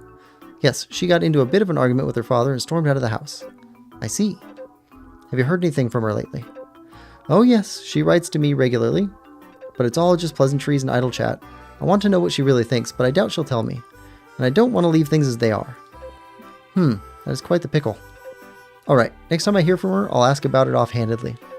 She might be more willing to open up about it to a friend rather than her parents. True. The more a parent harps on a point, the more stubborn the child gets. Doing it this way will probably net better results. Thanks, Sasha. Anna, I'm so glad I talked to you. So glad I talked to you too about this. All that confusion and anxiety I felt is gone now. There truly isn't any greater treasure one can have than friends. Oh, come now. Where'd all this mushiness come from? A friend is in need of a friend after all. She's right, you know. Don't worry about it so much. We're here to help you. Thank you, both of you. That's nice. We're gonna pretend we didn't hear anything. Our horse is gone. Oh, yeah, so Kingdom Come Deliverance. So, the story gets a little bit, because it's an open world game, you can go do whatever you want to. So you might lose track of the story, but it has a really good story in it, I think. Very simple, but I think really good. It does have quite a bit of violence and some cursing, and occasionally there's some nudity in there. So you have to be really careful about those if those are things that worry you. But otherwise, it's really, really good. It took a while to get to the point where you feel like powerful, because you have to learn everything from the start. Like, you don't even know how to read at the start of the game. Like, nothing. So you have to learn all that stuff. But it's interesting, and it has, if you played, Nix, I don't know if you played Hogwarts Legacy or not, but Hogwarts Legacy has like a potion making mechanic in it, which is like really, really rudimentary. I think what they should have gone with was Kingdom Come Deliverance, apothecary system, or what do you call that? Alchemy system. Like, that system would have been much better for potion making. So yeah, I like Kingdom Come Deliverance a lot. And it's a game where you have to figure out combat. So there's different ways that you can do combat. Like, it's kind of like Breath of the Wild, where like you can pick how you go about certain tasks. Most of them you can kind of pick your own path and figure it out. Some of them require you to actually fight, like person to person. But you get to pick between using like warhammers, axes, long swords, short swords, and or bow. And I recommend getting really good with bow, because bow makes you rich. Hunting for stuff, and also if you can keep a little bit of distance from enemies, super lethal. Like, I took out almost everybody with a bow. Nick says, no, I've not played that game. Okay. Hogwarts Legacy is one of those that I have a really hard time recommending. Because, I don't know, the Hogwarts Castle, it feels very much like what Harry Potter should be in a video game. Like, they did that fantastically. Unfortunately, the rest of the game just doesn't hold together that well, in my opinion. Nick says, okay, I'll buy it. Yeah, it's I would look for discounts, because you can probably get a pretty good discount on that one.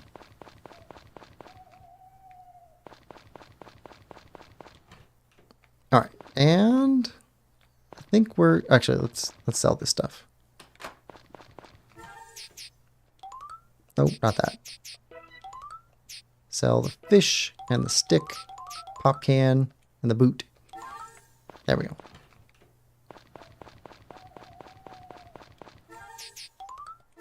But yeah, I really like Kingdom Come Deliverance.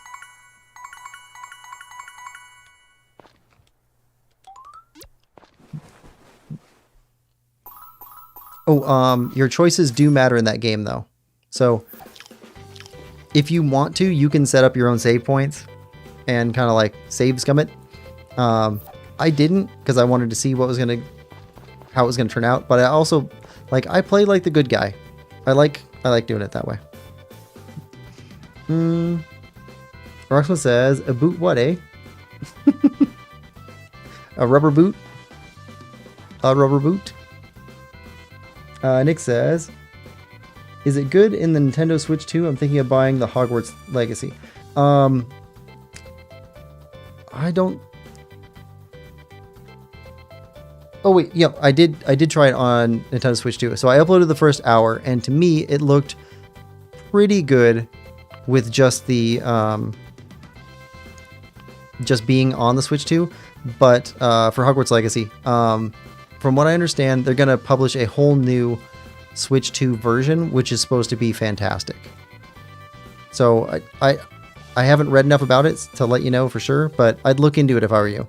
So I wouldn't waste money on a Nintendo Switch 1 version if there's a Nintendo Switch 2 version that's going to be coming out pretty soon that will actually fix a bunch of the problems. The Switch 1 version, when I played through it without a patch or anything like that, it was really, really glitchy.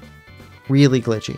At some points, I had to completely abandon my file and reload from a previous save just because it could not be fixed.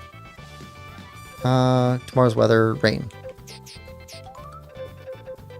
Although I also took advantage of some of that, and I completely skipped over a major puzzle in the game. Not on purpose, but I glitched through it. So it was very weird. Alright, so Friday. Nothing specific Friday. Onions aren't ready yet.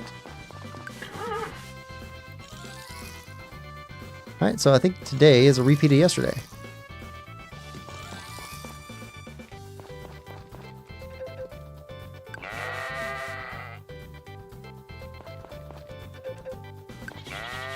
Little tiny sheep. I love these cows. I can't get over how cute the cows are.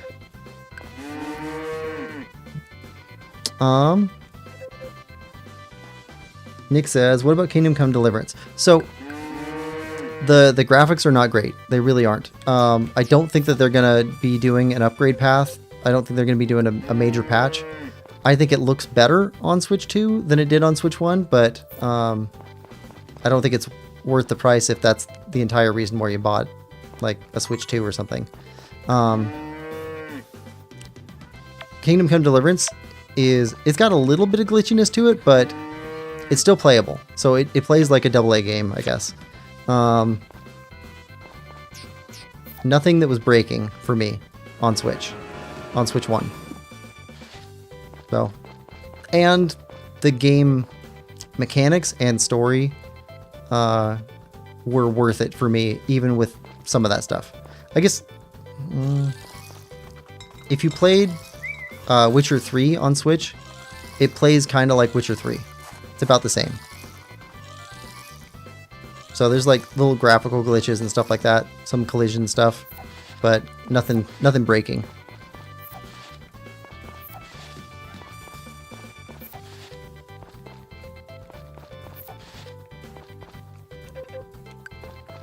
And I think you can buy Kingdom Come Deliverance for $20 or $25 for Switch right now, which makes it a good deal cheaper than Hogwarts Legacy even. Nick says, okay, thank you for telling me. Oh, no problem at all. Anytime somebody wants to know what I think about quality and whether it's worth your money, I will tell you. But a lot of that stuff is going to come down to what you're looking for too. So it's always kind of buyer beware, because everybody has different things that they're looking for in games. I think we got everybody. Yeah. Okay, now did we ring the bell and let everybody out? Yes, we did. Okay, good. Here we go.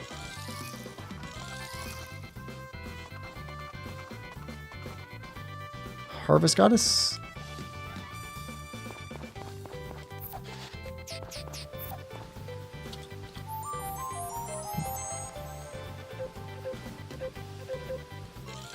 Yeah, let's see. I think I've only had one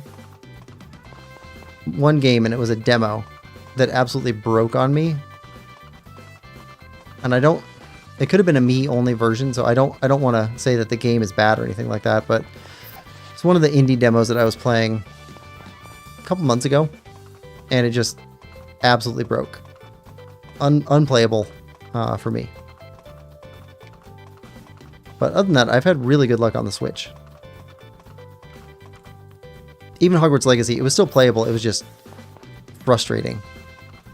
Reloads and not knowing what's going on because of the glitches. But from what I understand, there's a lot of those issues on the Switch because of... Is it Unity? I don't know. There's one game engine that the Switch just could not handle very well at all.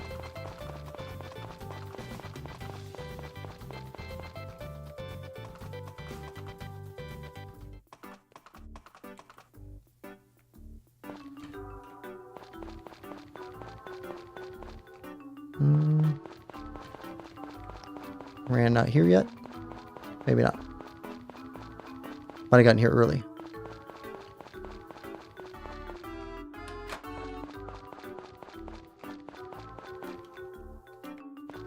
Alright, let's go check the library.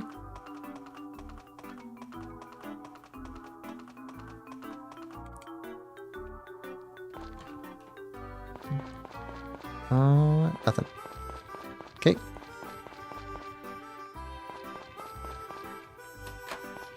Yeah, my friend told me that she thought that the library is the scene that I need, but I might have also missed a scene here in the inn. So I need to come back and keep trying.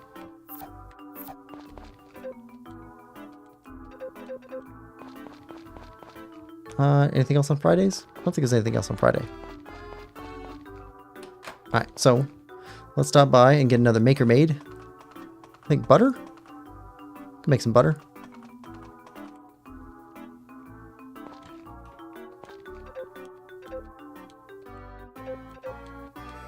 Okay, commission. Okay, butter maker.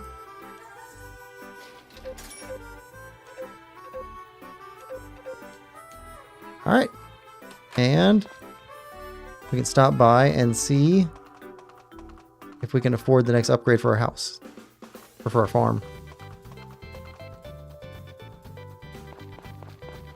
All right.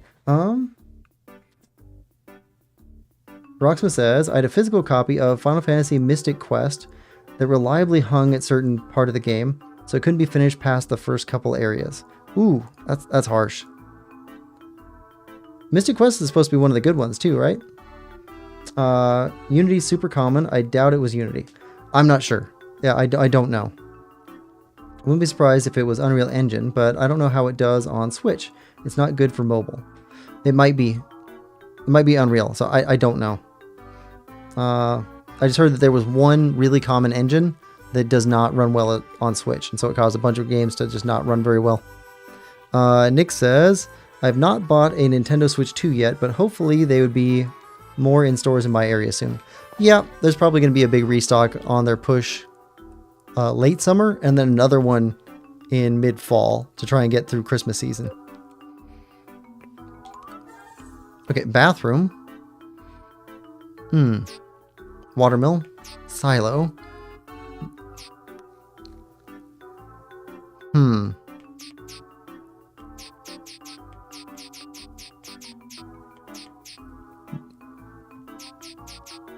How much? 30,000 for the bathroom. Or we could upgrade the silo. I want the bathroom. Okay, so we need 300 of each lumber and stone. So we need 135 stone.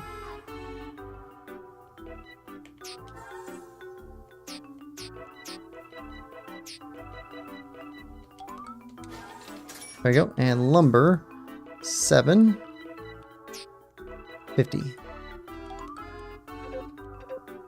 Okay. Bathroom. There we go. We'll get a bathroom going. We're getting upgrades. All right. Let's get our freebies.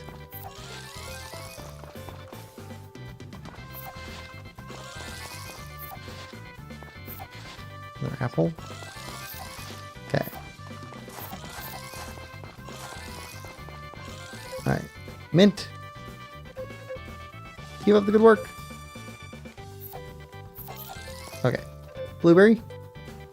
Keep up the good work.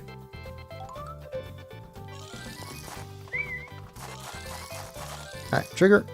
We gotta go fishing.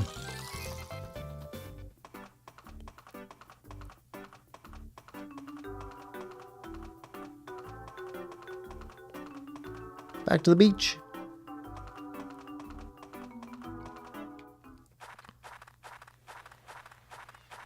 Ooh, purple. Don't have much purple.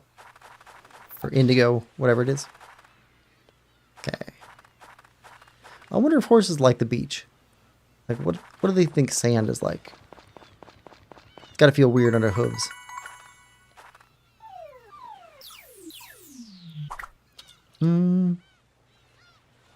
Rocksmith says, Final Fantasy Mystic Quest had good music. Gameplay was rather basic. Kind of my first RPG kind of thing, so some liked it and thought it was fine, and some had strong negative opinions on it. Yeah. But usually people agreed the music was good. Oh, well, that's good. I think music and the art style are the things that hit me the most in a lot of these games. But I do love a good story. And occasionally I can pick up on really good symbolism. But it takes it being pretty overt for me to catch up on a lot of symbolism. Like the Super Mario Brothership, or Mario and Luigi Brothership.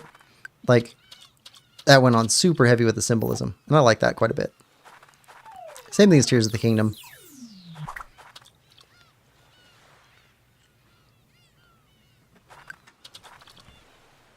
Oh, got away.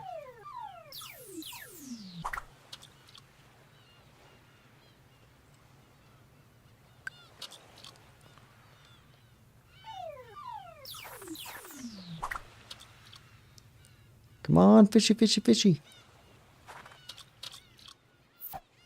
Boot. More Canada fish.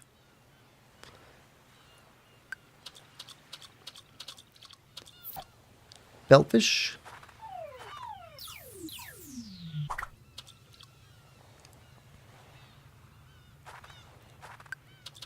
I would like to also play Chrono Trigger at some point because I've heard that it's fantastic.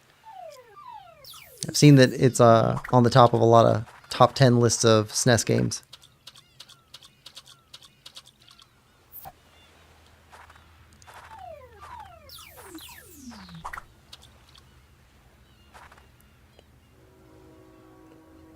But I've still got a bunch of Final Fantasy games to play through too. I've got the Pixel Collection. So I still need to play through 2, 3, 4, 5, and 6. And then we've got 7, 8, 9 to play through. And then I guess 7, the remaster game or whatever, is coming to Switch 2 some point this year or maybe next year. Might want to play those, but I want to play 7 first.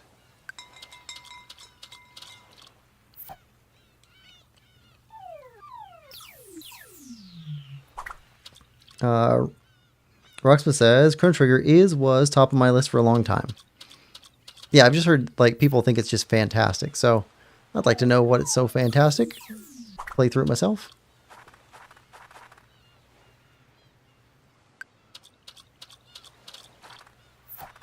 All right, lots of fish.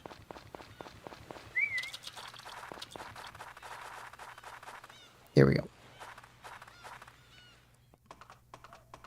Head back to the farm. Turn these in. And go to bed. Let's see, Saturday. We don't have our cooking classes anymore. So nothing big on Saturday. Sunday. We can talk to Lou if she comes back into town.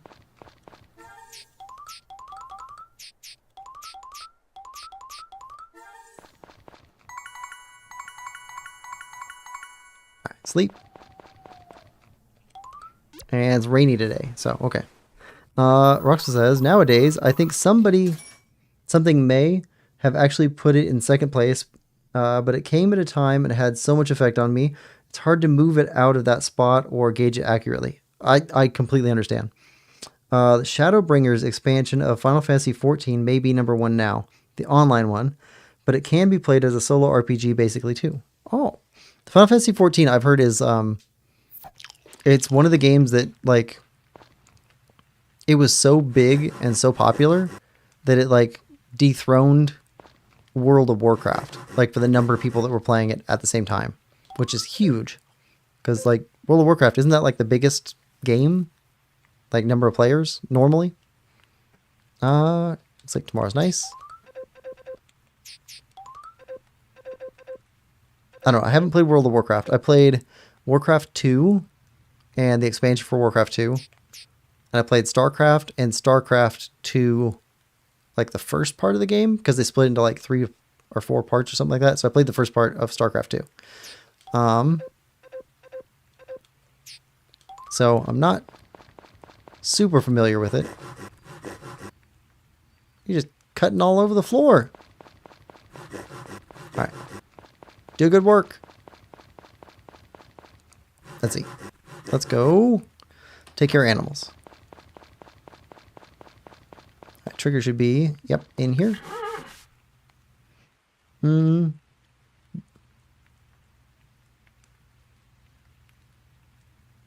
It takes a lot of games to get to that point. It plays on things that came before it, so it's hard to get anyone to play it. I think it came to second place, but maybe it got more at some point. WoW just had a crazy amount of players, even after it dropped off drastically. Yeah. It was a huge game. For a long time, like, WoW was the online multiplayer game. Like, everybody that I knew that played online games was playing WoW. I've never been an online game person, but I've known quite a few people that were.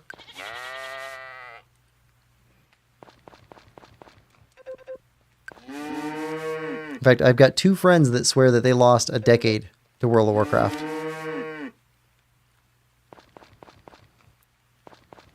Okay.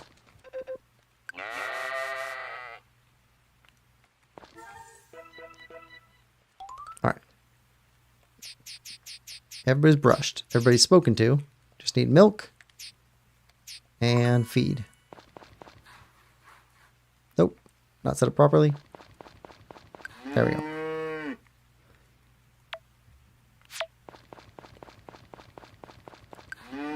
But wasn't WoW like the first big, like, commercially successful multiplayer online game? Like a massively open online multiplayer game? I forget what they're called.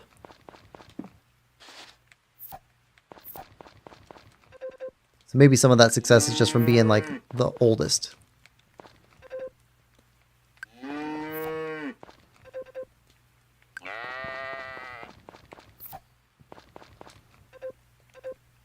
Yep. Okay, now we got a sheep in here somewhere. Ah, here we go.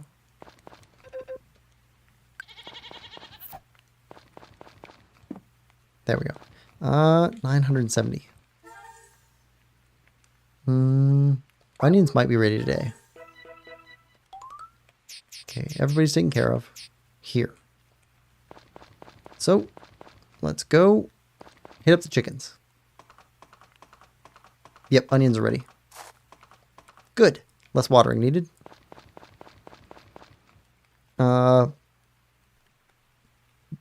Roxma says, I played both, but WoW was just an MMO. Final Fantasy XIV is more like a Final Fantasy game that happens to have MMO added to it. The story of WoW is just kind of whatever, easily skipped by people that aren't really into it. I would say EverQuest was, but WoW got bigger afterwards. Oh, okay. I remember hearing about EverQuest. Never played that one either.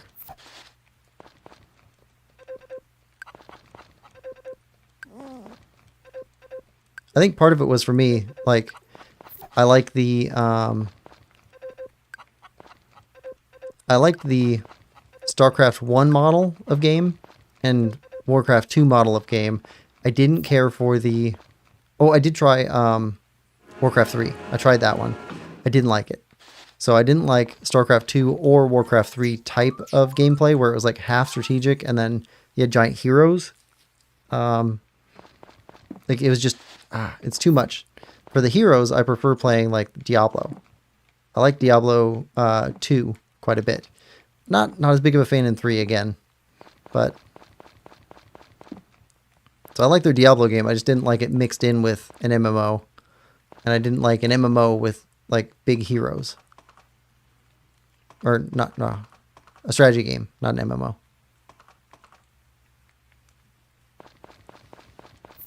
All right, and toss that. Roxman says, but yeah, the story of Final Fantasy XIV is more the main appeal rather than being a side thing like in WoW. It's easier to come and go from the game. Yeah. I mean, a good story is great. Like, I think most games don't have all that solid of a story. But also, I don't think most people are looking for a super strong story in their games. So they don't really need them. But when a game comes along and it's got a fantastic story, like, it really shines.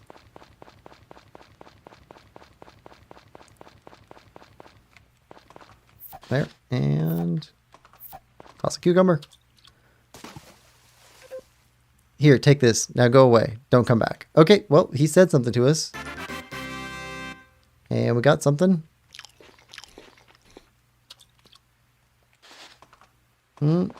Okay. We ate something. It looked like a power berry, but hold on. No? How do we...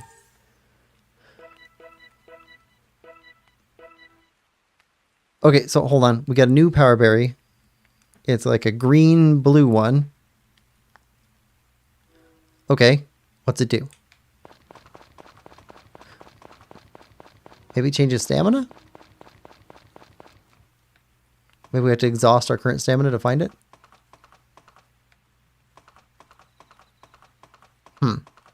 I don't know. We got something new.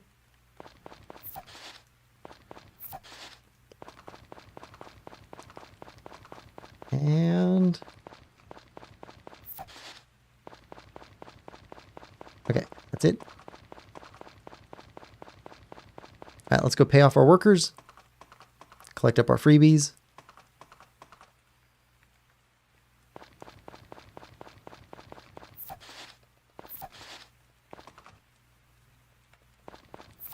Alright.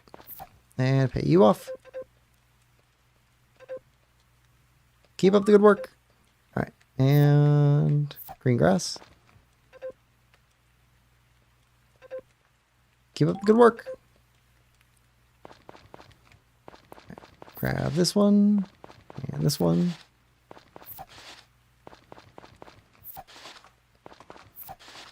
Alright. Let's toss these. Keep a hold of one of these for Ran.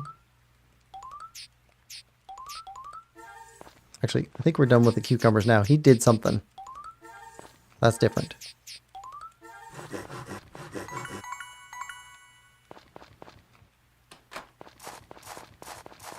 right. Onions. At least we can harvest in the rain without getting exhausted.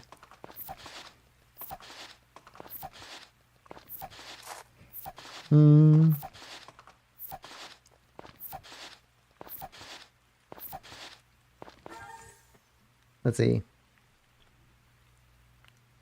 Roxma says, WoW had daily quests and an end game that held people in the game when they were really not feeling it. It also happens in mobile games with daily rewards and quests. But before those came around. Yeah. I guess, I don't know, I played, what is it called? Castle. No, Kingdom.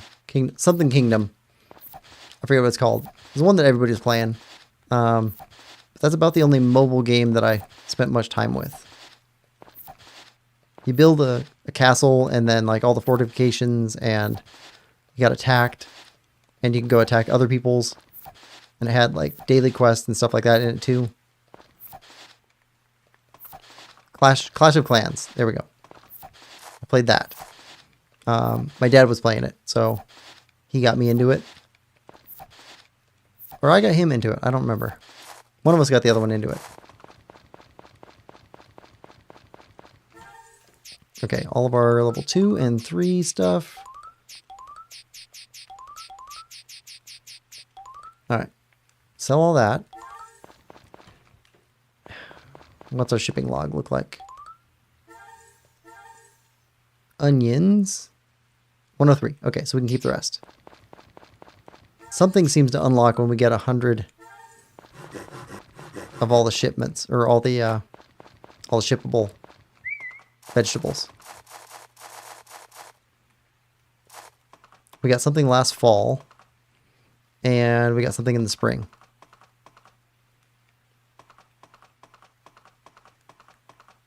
So we'll try it for summer here and see what we get.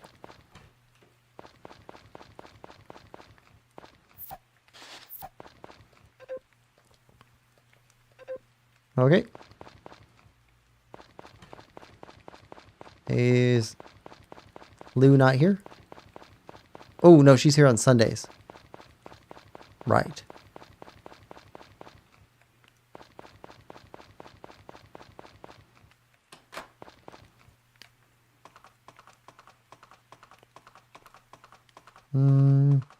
Here we go.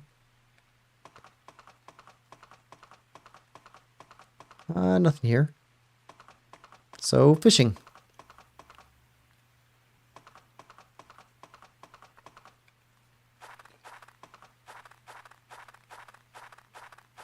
Alright, just fishing today.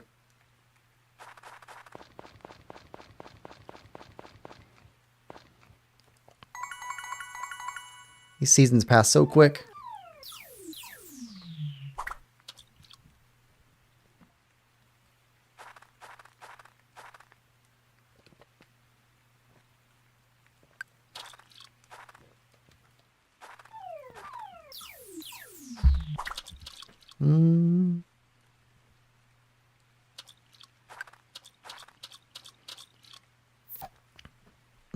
Roxmo says, unless you do another run for different endings.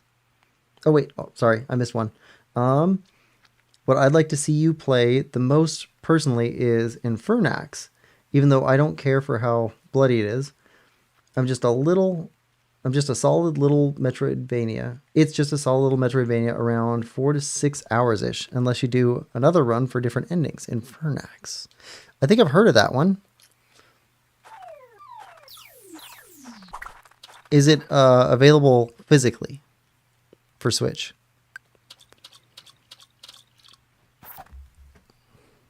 Hold on a second. Let me write that down. Infernax. I'll take a look.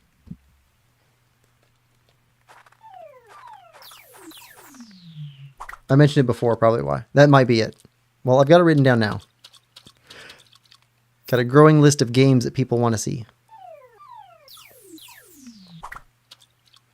Just have to zipper those in with the other games that we have planned for the channel. At some point, I need to figure out how to get Luigi's Mansion 3 in for Halloween. I want to play it over Halloween. Or at least have it uploaded to the channel over Halloween. So people can enjoy that. Probably the week ahead of, or the week of Halloween. So I need to figure out how to get that one in there. But that'll depend on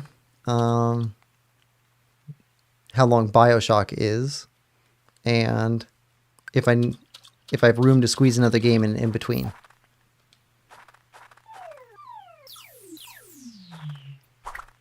Roxman says, I have no idea, I did PC. Yeah. I'll take a look at it, though. Alright. Here we go, Trigger.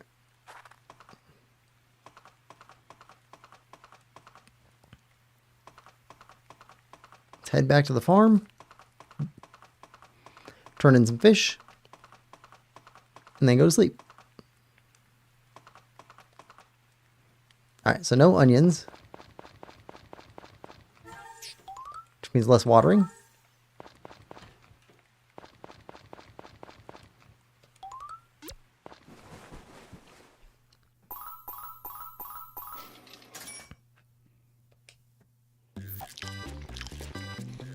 Alright, weather.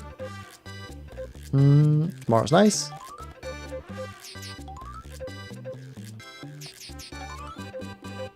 Moon Festival on the 20th.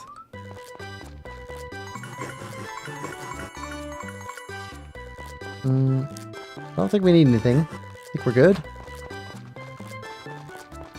But we should go to the inn today to see if Lou is in. She has recipes for us when she's in there. Sometimes. Well, you're looking awful fluffy today, Sharona. Ah, don't walk away.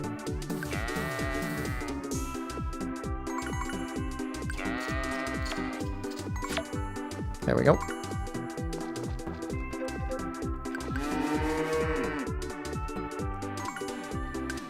Okay, Cameron's taken care of. Camilla? Ah!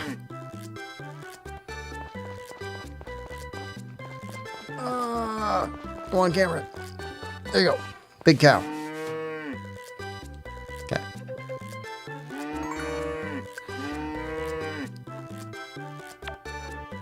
There we go. Alright, now, move Camilla. Back to Charlotte. There you go. Get Charlotte her fodder.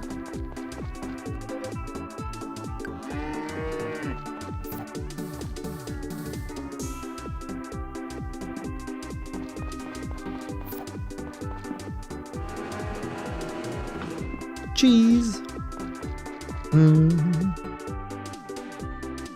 Roxman says, it does have a bit of referencing of Castlevania 2, but Castlevania is hard to recommend. Well, like a few sports. Castlevania 2 is. Like a few spots.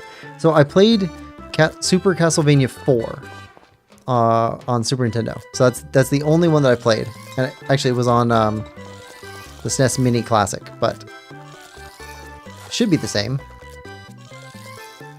Except we had save spots, I guess.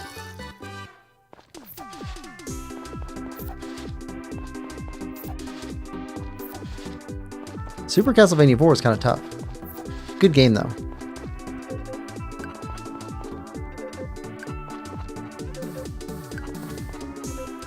The bosses weren't super hard. They were good. Good difficulty, but not crazy hard. But some of the platforming got really difficult. And kind of obscure.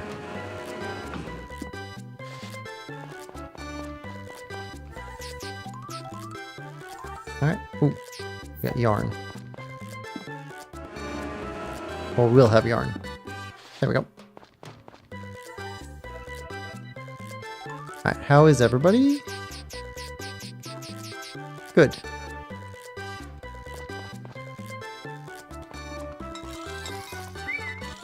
Alright. Let's go see the Harvest Goddess.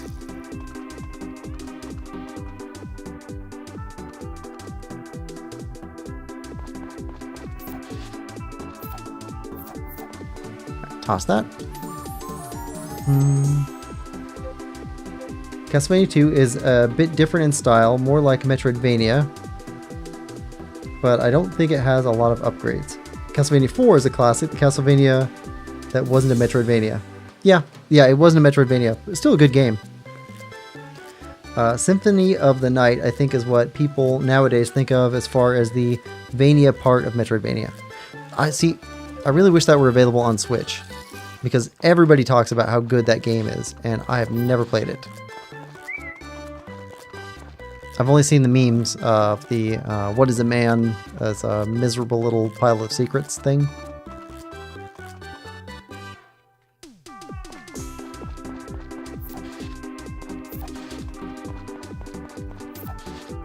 But hey, at least I know who the Belmonts are now. After having played through Super Castlevania 4.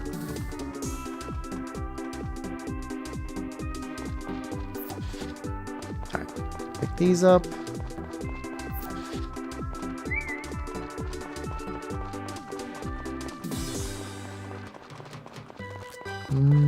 Yep, that's everything. Here we go.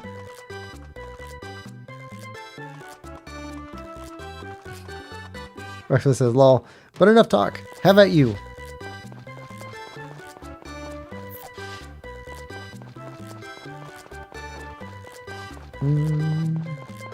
Okay.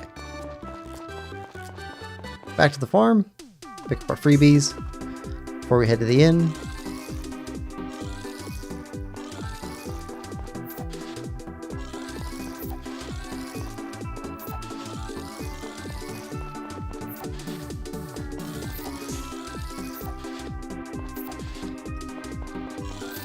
Yeah, on Infernax having a lot of blood or whatever in it, it kind of depends on the art style and how it's handled for me.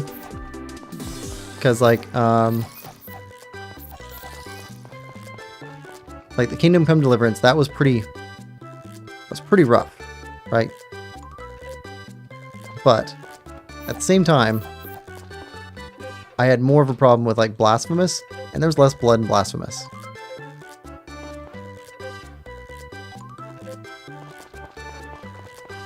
So, I don't know. But Blasphemous was also harder for me to understand. Had a hard time with Blasphemous. Now, The Last Faith I really liked. And that one's probably bloodier than both of them. But, I don't know, the art style really made it work.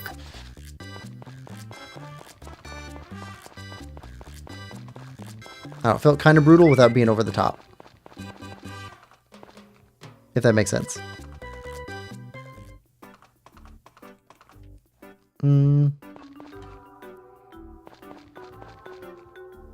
Roxma says, it's over the top ridiculous on purpose, but it's a 2D pixel game. Right. It's kind of part of the joke. Alright, wild grapes. Alright, and... Oh, you're giving this to me? Well, I ate you a sweet little thing. Much obliged. Nope, okay. No recipe today.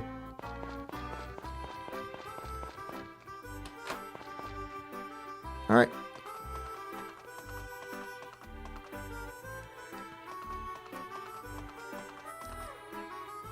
Alright, let's take a couple minutes to clean up our farm and make a bunch of yarn. As much as we can. Well... Or we keep those. I think we'll keep those. We'll make another yarn for us, and then we'll start selling them. Yeah, we'll do that.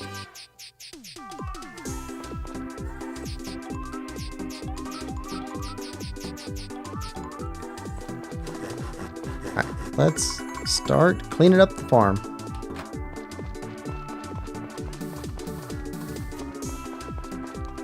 Yeah, I can't imagine that Elden Ring and Dark Souls are not going to be kind of brutal.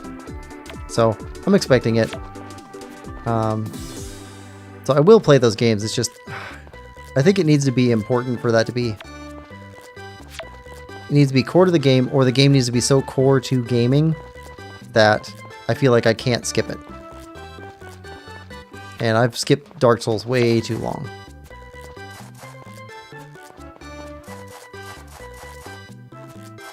And I feel like everybody else is playing Elden Ring except for me. So I want to try it. In addition to like having heard that they're both great games.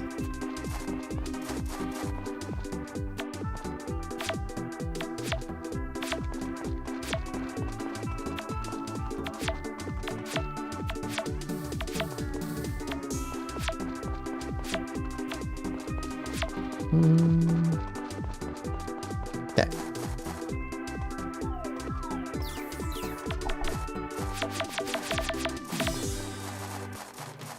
It's probably about as much as we can stock.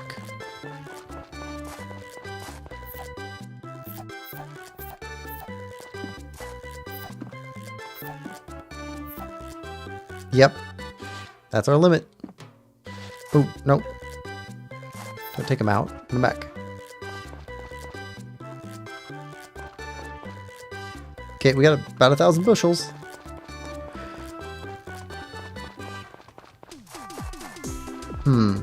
Need a bigger silo. How much corn do we have?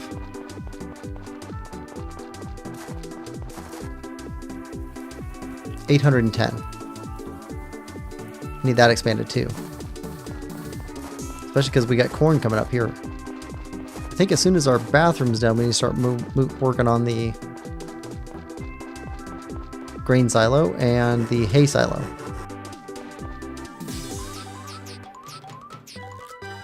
Alright, bedtime. There we go.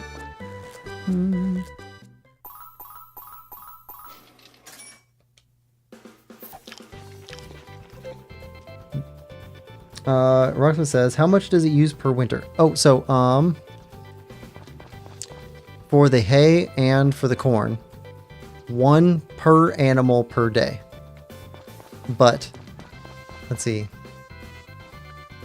For the cows and for the sheep, and if we get alpaca, it's that way for hay. For the rabbits and for the chickens, if it's a nice day, we can still let them out, and we don't need to give them feed. But if it's a snowy day, then we have to keep them in and we have to give them feed.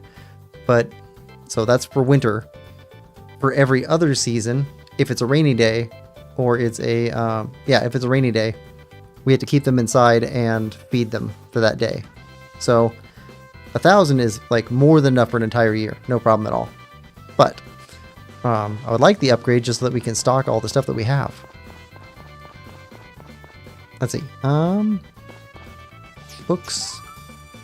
Shipped. Okay, so corn is what we're trying to ship. We need a lot of corn to ship. Let's see. So we planted 5 times 9, so that's 45. So we need 2 harvests of corn. The first one should be coming up the next couple of days, probably by the 18th. We should get our first harvest, and then looks like I think I have 2 or 3 days after that written down. So we'll get 2 harvests. Probably get way more than that. Okay, that'll be good. And then we also planted pineapples, and pineapples take 21 days. I've got my notes. So those aren't going to be due until late in the year. Might get a second harvest. Maybe. Yeah. Okay. Weather. Clear skies. Fish will be fished.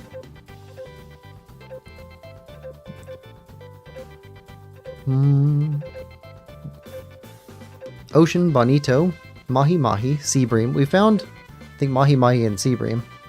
I don't think we found bonito.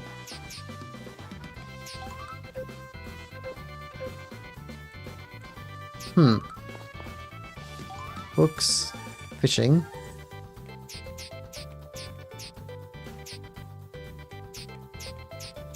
Okay, we did get bonito.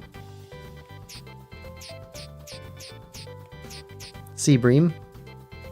Mahi. Okay, we caught all those.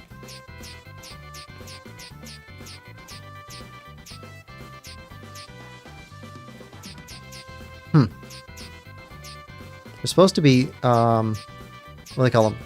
Guardian fish. I don't know how to catch those yet. Gonna have to keep trying. Thought we'd get it once we got our big rod here, but our rod's not fully upgraded, so no corn yet. Yeah, should take another 4 or 5 days for corn.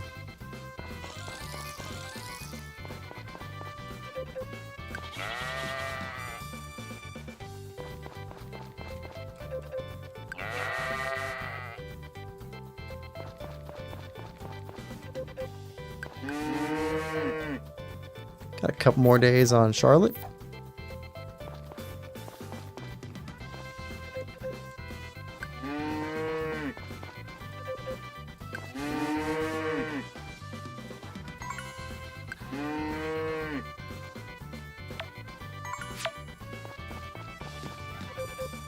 Cameron.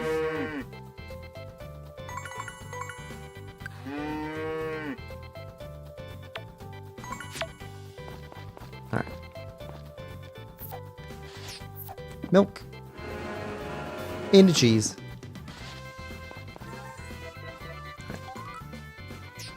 Okay, everybody's good.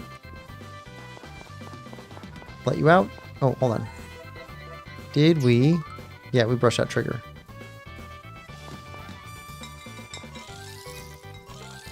I'm very forgetful on things that I just did. Roxpa says, somehow reminds me of something I heard locally years ago. The apple orchards had so many apples, it wasn't profitable to have them harvested and sold, so they just sat on the trees and went to waste. That happens sometimes. It's very weird. I don't understand how that happens in the market, but I guess if you, I don't know, if you have late summer apples that sell for, I don't know, $5 a piece, and you have early summer apples and they sell for $1 a piece, but you've got so many early summer apples that you'd be selling them all the way into late summer, then it would cut into your late summer profits. I guess that would make sense.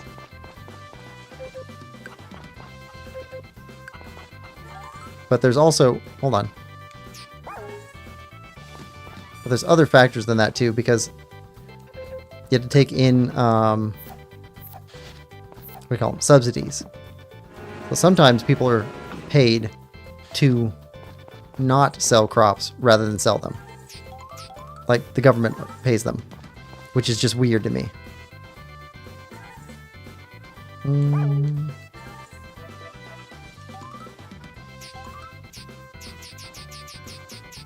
Like, I understand not sowing a field, so being paid to leave your field fallow, because if you leave a field, there's a theory that a field can rest, and by resting, it can actually like replace some of the nutrients in the soil, and so like that's part of good management, is to have good nutrients in your soil. So I get that, but I don't get sowing your fields with crops and then just not harvesting them. That one doesn't make sense to me.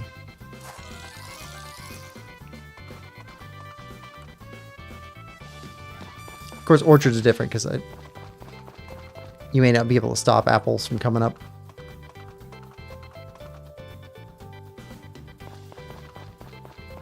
Of course, apples are different in general because apples, there's almost no original apples left in the US. Most of what's in the US is genetically modified. Well, genetically modified and grafted. So like you'll have a original apple tree, like a regular, whatever's native to the US apple tree. And then every limb will be a graft of another type of apple from another tree. So it's very strange. You can have one apple tree that produces like 20 different varieties of apples. And there's people that study like which base tree is the best host for which grafts to create the best tasting or highest quality apples, or usually it's hardiness they're actually looking for, is how long can the apple last in not quite freezing but very cold conditions before it goes bad.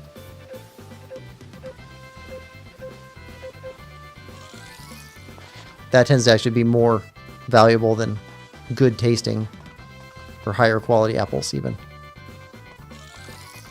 That or durability to insects. Very complicated business.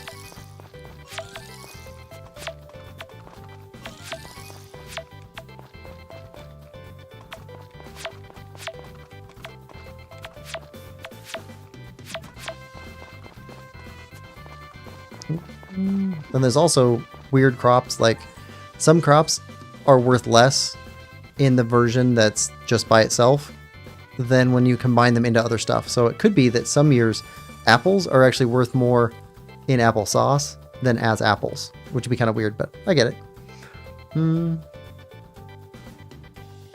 Rocksmith says, I don't think these corporations care about the nutrition in the food they sell. It depends on what they are and how they're selling it. So certainly, like, there's lots of companies that actually do care about the nutrition because, like, that's their sales pitch. We're not like the other guys. Our stuff is healthy. So, like, it can be made to be profitable and something that they really go for.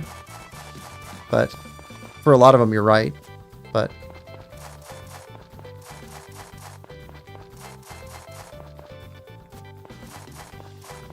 I don't know. I saw a thing came across my browser the other day about it's like 5 of the biggest food brands in the US all just declared that so like by like 2027 or something like that, they plan on phasing out all artificial dyes, which, like, that's awesome.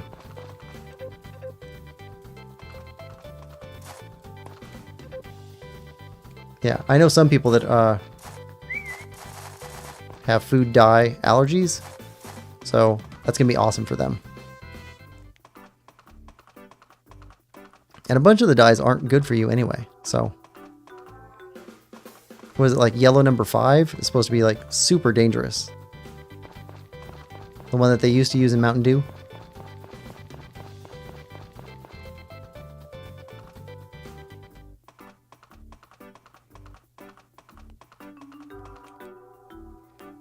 Alright, let's go.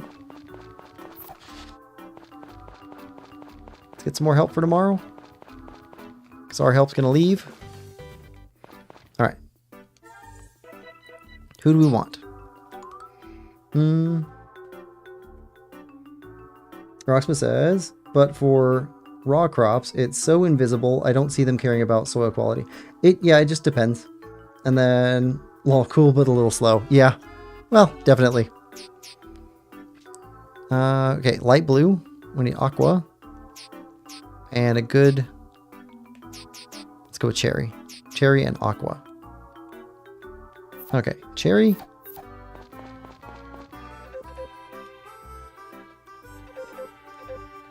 Alright, ask for help.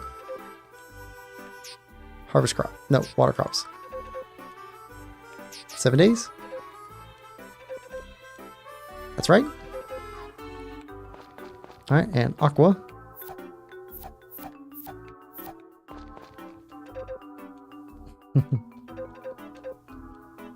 Ask for help. Water crops. 7 days. Wait a second. Different chore. Harvest crops. 7 days. Yeah, that's right. Doesn't really matter. We just want to get him working for us so that we can give him gifts every day right next to us. Yeah, we gave him a gift today, and that brought up 1 note, so that's good. There we go. Actually, he is better at harvesting crops than he is at watering. Nice.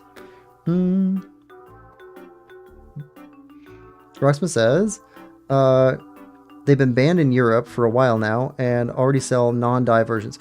Right, or, what's the... I forget what it was. Like, there's a cereal type that's, like, dyed with vegetables or fruits. Yeah, it's like beets. They use beets instead of red food dye number 3 or 4 or whatever it is. And so, like, that's better. Rocksmith says, M&M's has specific UK version that avoids most of them except titanium dioxide. Ooh, because the UK just happened to miss banning that one. It's for white and also not good for you. Yeah, I wouldn't imagine titanium dioxide would be something I'd want to eat. That's terrible.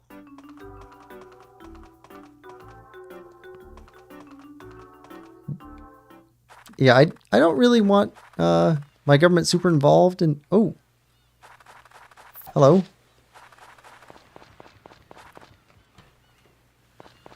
Hello?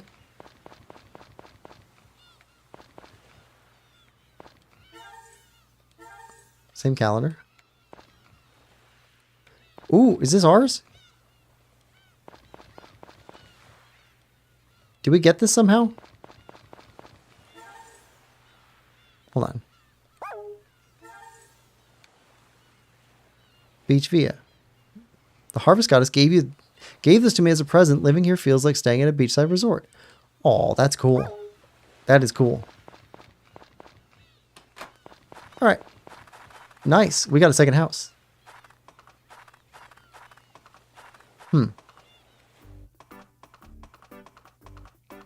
See, it pays to give flowers.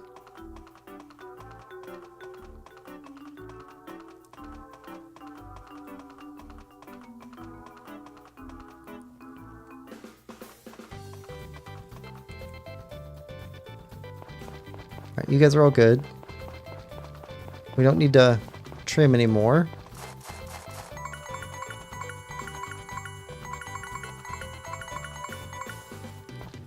Let's fish in the river.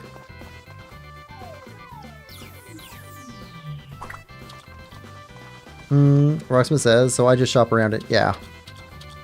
At least labeling in the US seems to be required to be more complete. Kind of. I don't know, there's all kinds of ways of hiding stuff inside the labeling. So like one of the things, like USDA has requirements that you put things on the label in the order of like how they're represented in the food. So like the thing that is the most used needs to be first. But one of the ways around a lot of that stuff is that they have guidelines for replaceable things, because like they know that like, okay, so you ran out of beets to dye your stuff red with. You can use strawberries. So you can register replacements, and those replacements, like, so you've got beets, you got strawberries, you've got what else would be red? Maybe you got shrimp even, or something like that. And they're like, okay, well that's weird, but you can register that. And at one point they like replace the shrimp with shrimp shells. So now you're no longer even using shrimp, you're using shrimp shells. And the shrimp shells are actually more dangerous because that's where more toxins are stored than inside the shrimp. And so you end up with this thing where eventually they just replace it entirely, but just never notify anybody, and it's legal. So there's a bunch of weirdness. I don't know. I don't know what to do to eat healthier other than just try and buy raw foods, especially if I can buy them from people that I know that actually grew them, and cook them myself and eat them myself.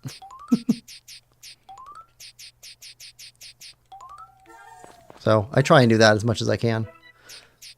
I mean, I cook almost every meal that I eat.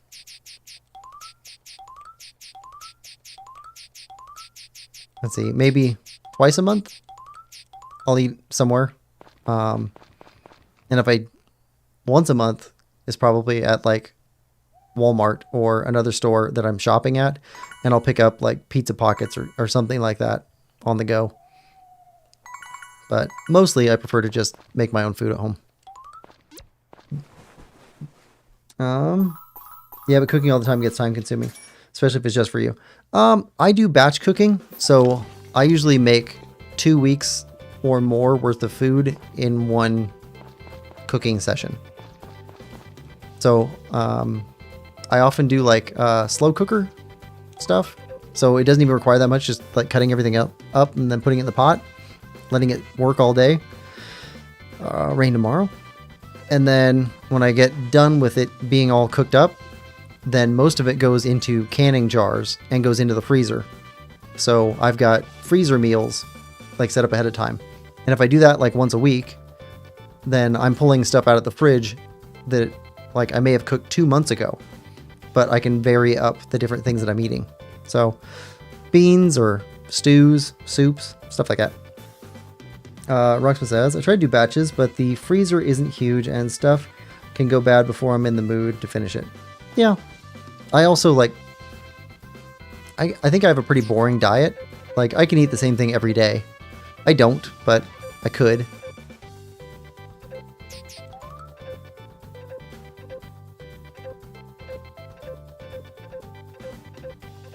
So I'll get onto a habit of doing something for, I don't know, 2-3 weeks at a time, and it'll end up being like, oh, that's my meal for 2 to 3 weeks at a time for that time of the day. It's like, I'll go into oat mode, and I'll have oats for breakfast every morning, or I'll switch over to rice for breakfast, or switch over to peanut butter and jelly sandwich for breakfast, or eggs, or breakfast burritos, or sausage gravy on toast. Like, I switch it up every once in a while, but like I'll eat the same thing for quite a while at a time.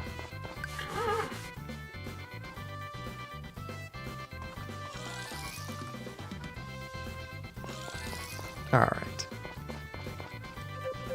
Sharona. Looking good, Sharona. Looking good, Sabrina. Cameron. Morning to you.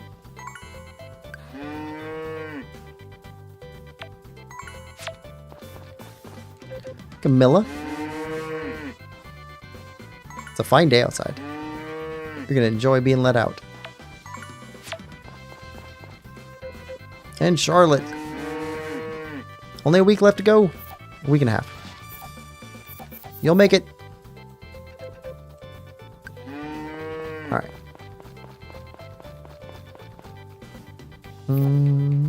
Turn milk into cheese.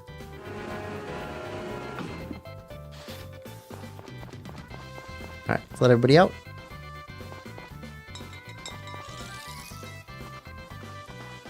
Okay, nothing's ready yet.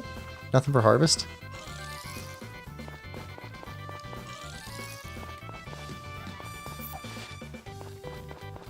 Oh, we got 2 furry rabbits. I think we need to sell a rabbit.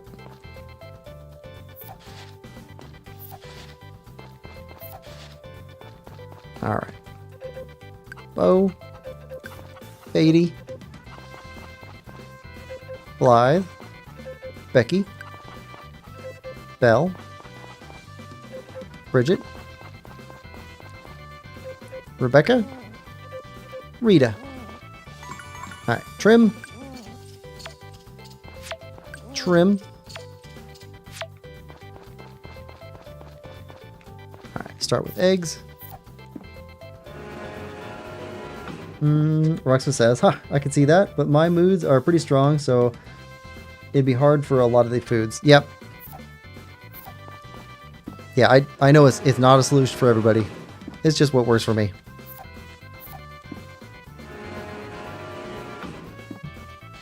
Alright, so we got some yarns. Everybody seems to be doing okay. We got to everybody today. Alright, Rita can take 7 hearts. Rebecca only 6. So Rebecca, you're gonna have to go to another farm. You can reach max happiness here.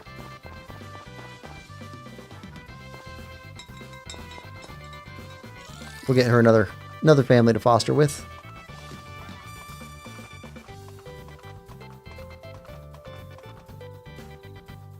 Oh, here we go.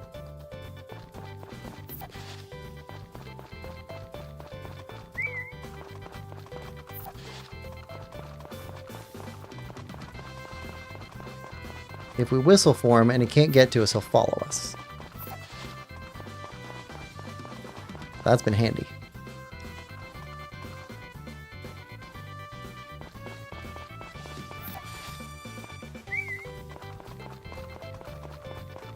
Keeps him somewhat close.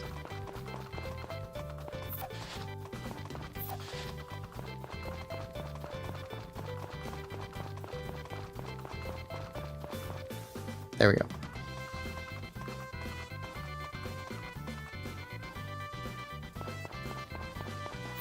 All right.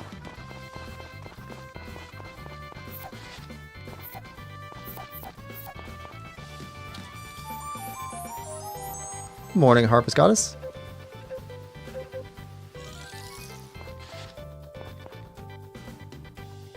All right. Freebies on the farm. Sell off our mayo and cheese. Doesn't seem to have much pathfinding. No. He does like to wander too, though, so just by having him come towards us, at least keeps him from wandering further away.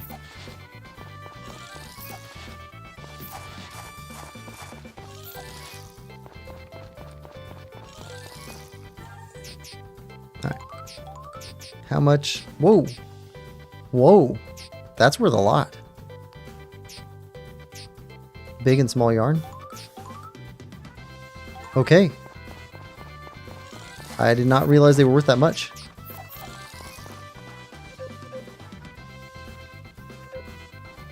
Keep up the good work. Alright, now where's our other friend?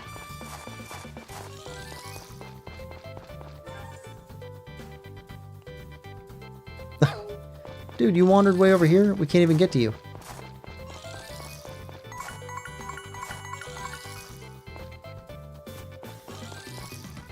Alright, let's trim up some of these weeds.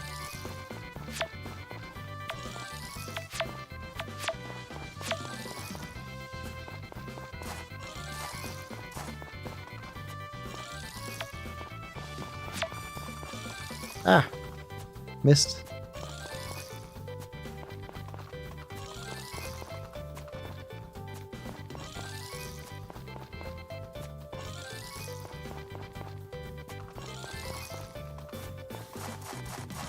And I think that's it. Nope, not quite. There we go.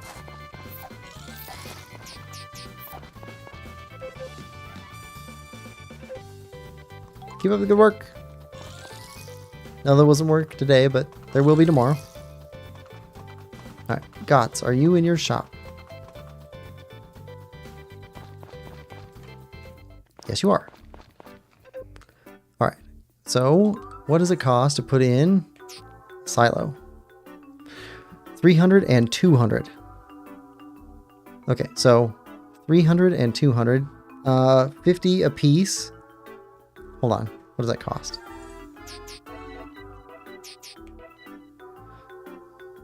Ooh, okay. 85,000.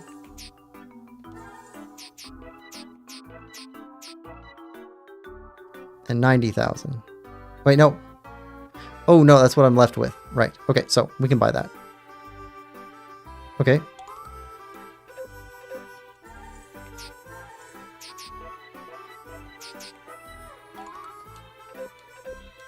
Okay, that's more than enough. Okay, so now we go back. Silo. There we go.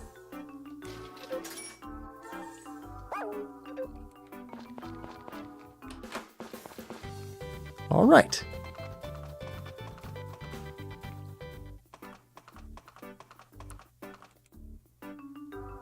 All right, now, animals is Rebecca, right? Yep, Rebecca's finding a new home.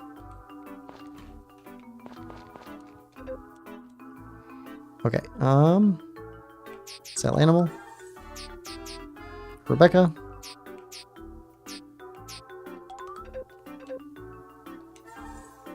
Yeah, find her a good home. Alright, now buy a kit. We already have 2, so we're good. There we go.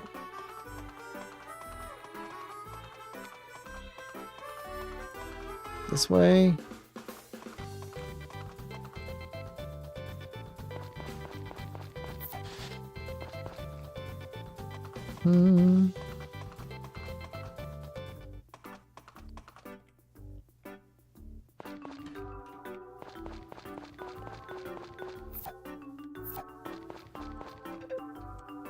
Yeah, she likes grapes, I think, as much as chocolate. She reacts to them about the same way. Okay, let's try, even though we just saw you, go in the library. No, nothing.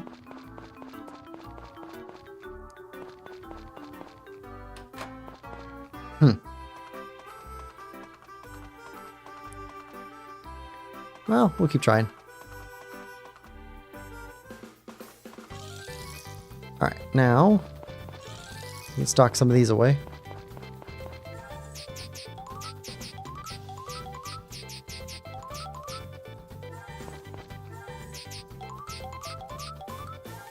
Store them in there for now.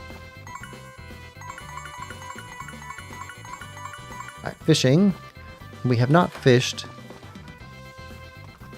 at the hidden park this summer. Let's go try that out. See if we get more fish that way, or if we get one of those guardian fish things.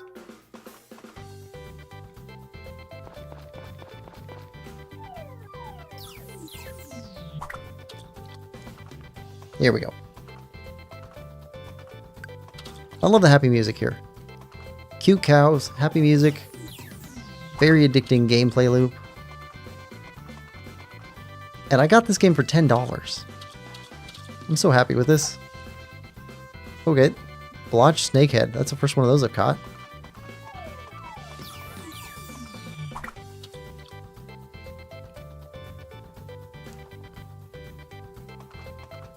Yeah, I had to pay quite a bit more for Pioneers of Olive Town and Friends of the Great Kingdom Doraemon. But I'm sure they'll be good too. I'm glad I played this one first. Hopefully it'll help me understand how the other games work.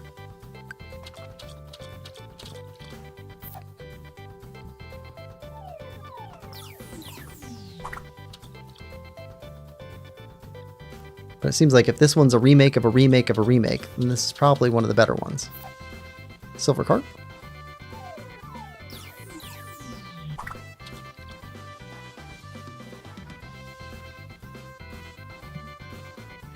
Rocksmith says a lot of these games are very similar. Yeah. I really wonder how it's going to go against how it's going to compare with Cattle Country. So I played the demo for that one, and that one's pixel, and it has mines and it has farming. In fact, that demo was the first time I'd played any part of any farming simulation game. So, but that one's supposed to have like gunfights in it and stuff. It's supposed to be cattle rustlers you have to defend yourself from or something. So, I don't know. Different art style, different music. Maybe a bit more action focused. I don't know. We'll see. But I'm definitely going to be comparing it against this game in my head. The genre. Yeah.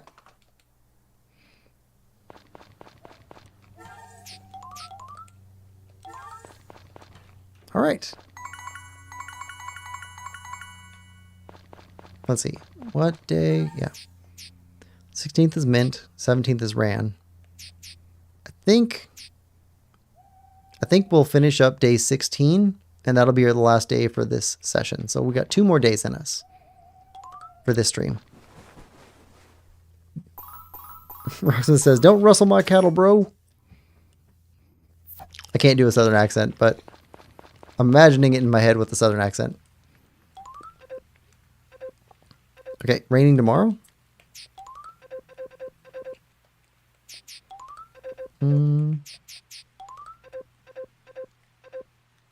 Moo Moo Festival coming up. All right. Nothing else for today. Oh, yeah, there's our bathroom. We'll try that. We'll try that. Let's do today's... Oh, you're not ready yet.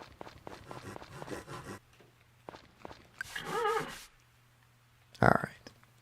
Trigger. And away we go. Oh, yep, you're working on our Silo. Have a place for more storage. Charlotte. Sabrina.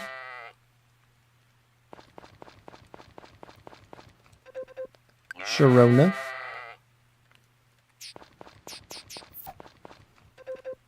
Gotta get fodder to everybody because it's a rainy day.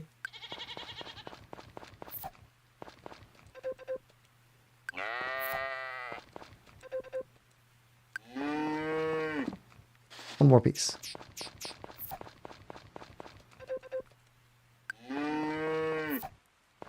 Alright, put the rest away. Cameron.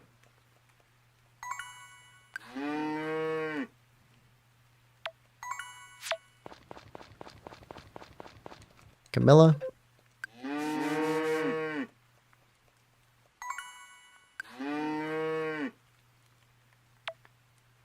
Okay, everybody should be good. Yep. Good. Get some cheese. Oh, there's our butter maker. All right. Everybody's good. Everybody's fed. Yep. Okay. Take off. Check on chickens.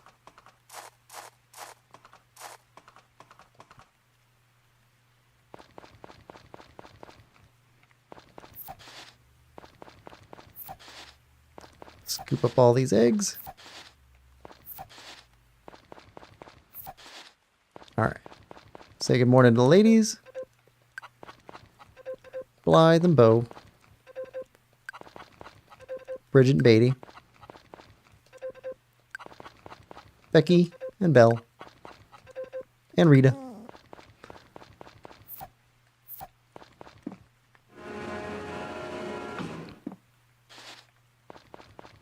There we go.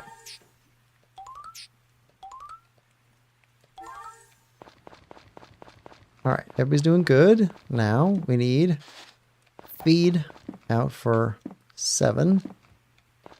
6 chickens, 1 rabbit.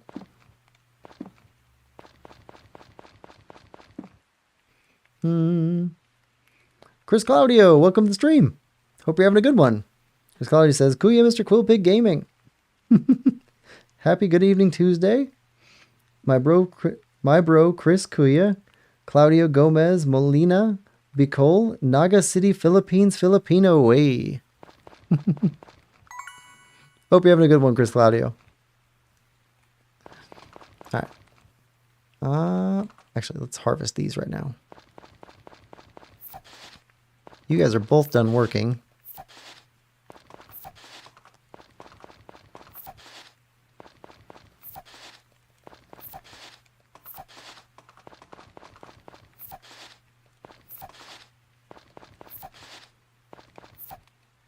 All right, honey for you. Keep up the good work. And honey for you.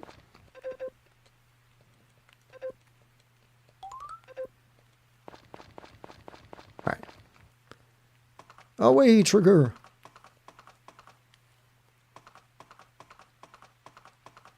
Oh, more grapes.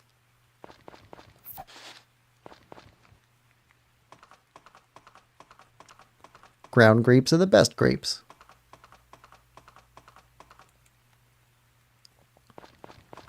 Ah, got stuck in our horse. That happens occasionally.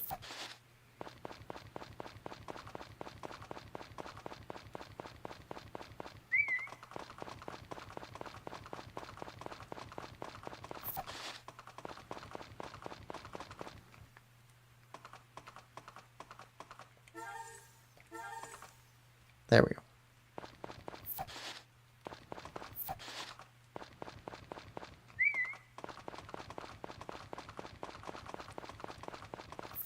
There we go. Another flower.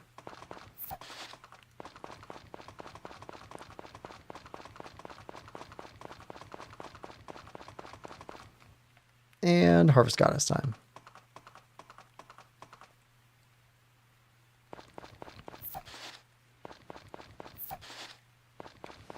There we go. And since we've already taken care of our friends for the day, and the farm's looking pretty good, animals taken care of, I think we can fish for the rest of the day. So let's fish right here.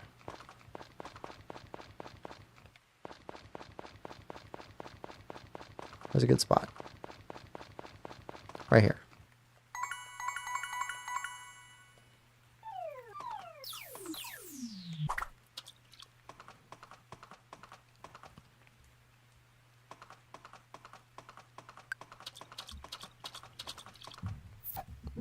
Rainbow trout.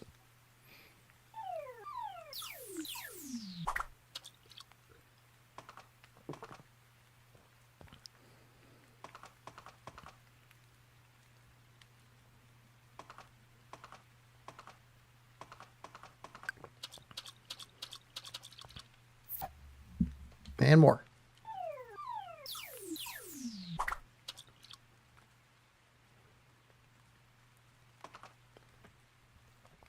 Good day for fishing.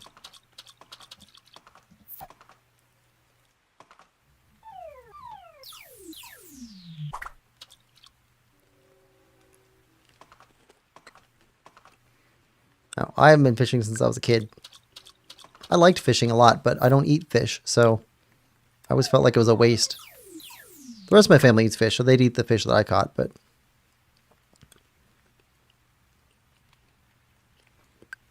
as an adult, I don't want to catch fish and not eat it.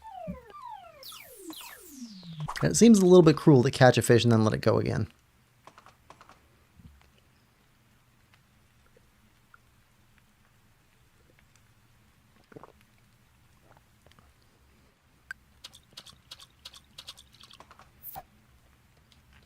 Lots of rainbow trout.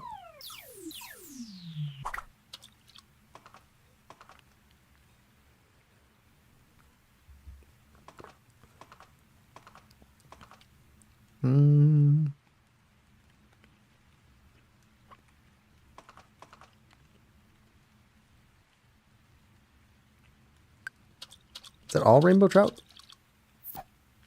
Looks like it. Okay, let's try fishing into the river from up here.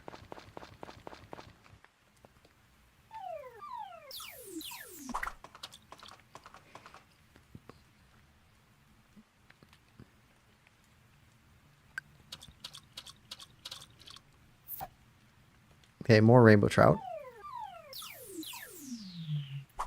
Roxma says, I'm just over here reading about ingredient substitutions. Like for real foods or for one of our games? Oh, for FDA and how they allow for ingredient substitutions. Probably that. Yeah, it's weird. Okay, so that seems to be the same stuff. Okay, let's try fishing in here.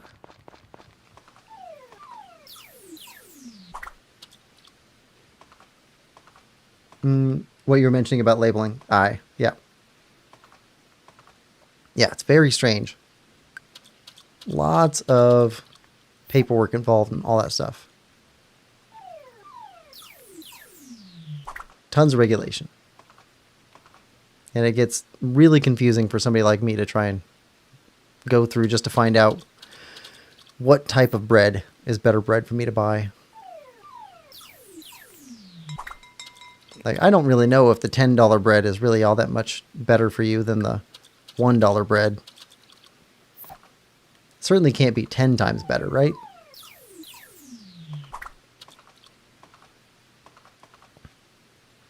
I mean, if I can get unbleached flour, I'll do that, but because of shortages. Yeah, except shortages might be market shortages, not shortages. So, like, technically, you could get it, but it's too expensive. I don't know. Any group with tons of lawyers tends to use those lawyers.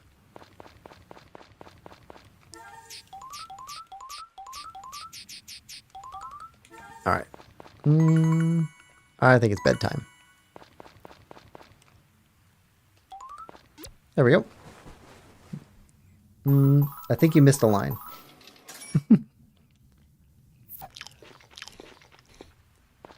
Okay, so it's raining again. Today's our last day. Tomorrow's weather, clear skies. 20th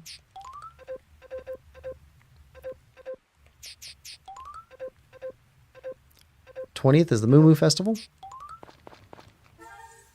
Today is Mint's birthday.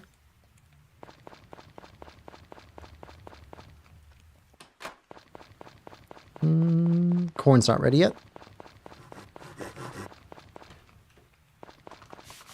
Ah! Moved too quick. There we go. Might be on top chatter rather than live chat. Oh, sorry. It seems for the pandemic, some leeway was given, but it was really limited on what they could actually do with it. Ah, okay. Gotcha. Sorry. That's what you mean, missed a line. I thought you meant about, like, reading for myself.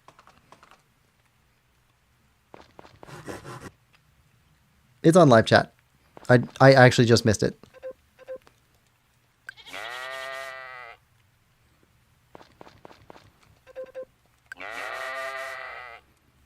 But also stuff that's temporary tends to get turned into permanent pretty quickly if it's financially beneficial.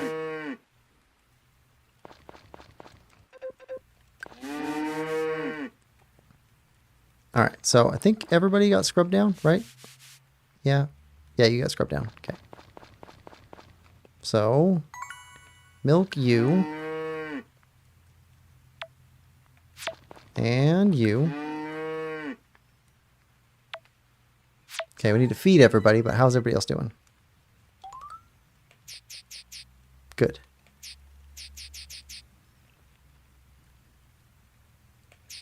You probably need a cutting tomorrow.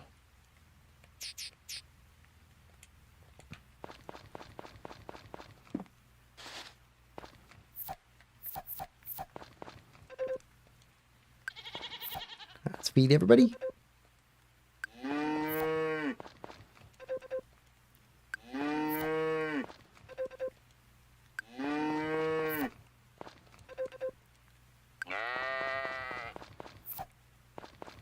Ooh, Aroxma, have you ever heard my TED talk about Greek yogurt and where it came from?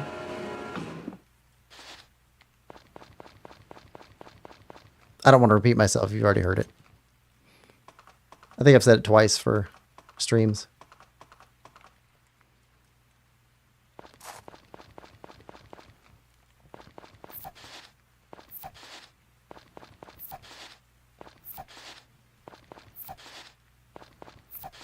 All right. Everybody doing okay? Roxma says, I have not. Okay, so I'm not talking about like traditional Greek yogurt and like the tradition of yogurt making, which is carried on in Greece for like 1,000 years or whatever. Not talking about that. I'm talking about the current marketed, like the supermarket you go to and you pick up Greek yogurt. That Greek yogurt. So it's like Chobani and I don't know, I forget the other names, but like the big market Greek yogurt. That didn't exist like, it's like 10 or 12 years ago at all, for most of Europe and for the US. Like it was not like a supermarket staple product. It is healthy. It is healthy. There's no problem with it. But what we had in the US was, especially up in New York, I think it was where it started there. There's a kind of a group. They're not a collective. They're not a combine, but they're like farmers on friendly terms, like large farms on friendly terms. And they're all dairy farms. And they had a problem that they as a group could not figure out. And the problem was they had too much milk product. So what they ended up having to do was, in order to sell their milk, for certain FDA standards, they basically have to scrape off a bunch of the proteins and fats. And they sell it as like reduced fat milk and stuff like that. So like it's one of the targets that they have to hit for their subsidies. So what they end up doing was they had just this like milk related product that was this thick, extra heavy protein, extra heavy fat product. And they could give some of it away to pig farmers because they could feed their pigs on it, but it's kind of protein rich, and they like pig farmers want fat pigs, not muscly pigs. So they can only give away so much of it. And the rest of it they had to pay to have taken to biohazard landfills and disposed of. And so it was costing them a lot of money. So they're trying to figure out ways that they could not have to pay that. So they brought in a marketing firm and some research firms and a bunch of other stuff. They paid a bunch of money for this. And what those firms figured out was basically it's this weird rule that nobody seems to understand very well, or people forget about, which is that anything in bulk is worth a ton of money. It doesn't matter what it is. If you've got, 1,000 acres completely covered in manure, you've got a gold mine, because somebody will buy it at that rate. You can turn it into something. So their off product, this milk residual product, they found Greek yogurt was like the closest analog for it. And so with just a little bit of processing, they could turn this thing that was costing them money to get rid of into a product that they now make more profit on than all the rest of their milk products, except for cheese. Cheese is the only one that makes more profit. Like cheese is very profitable, but other than that, it's Greek yogurt. And so basically they spawned a whole new industry up around a waste product, which is just kind of cool. Yeah, there's nothing wrong with Greek yogurt. I'm not complaining about it at all, but it is funny that it used to be something that they would pay to have hauled off. And now it's something that makes them a ton of money. Roxma says, but yogurt used to almost make me vomit just from the name of it. Sounds healthy, but I find it disgusting. Milk sludge. Kind of. I mean, it is a good, healthy alternative to many other things. And also it's become a good replacement product for other things. So like some people like can't have eggs. So like mayo is out of the question. But Greek yogurt is a good replacement for mayo. It's not the same, but it's a good replacement for it. Nothing? Nothing. Okay.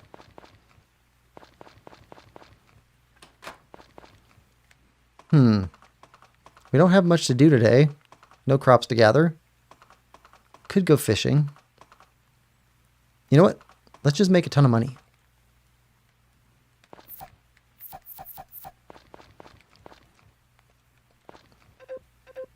Okay. We already gave you presents today. Let's tear down some grass real quick. Then we'll grab some of those brooches and go sell those off.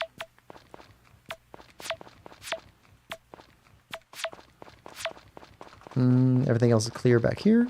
Good. Got to get there before, I think, 4?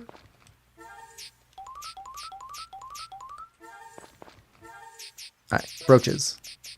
Where are they at? There we go. Yeah, sell that many.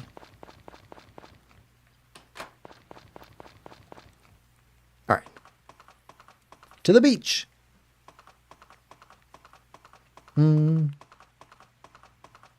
I guess I'm thinking regular yogurt, which is different. Yes. Yeah, it's different. I mean, Greek yogurt's, the modern Greek yogurt that I'm talking about is much thicker. Very, very thick. More like, not quite cream cheese thickness, but still very thick. All right, now let's sell. Is this Greek yogurt not fermented? What is it?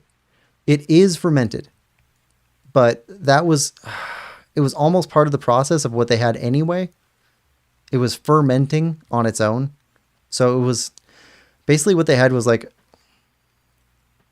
cheap Greek yogurt, like really cheap Greek yogurt, not good quality stuff. And what they ended up having to do was they paid a little bit to refine it to make it worth a ton.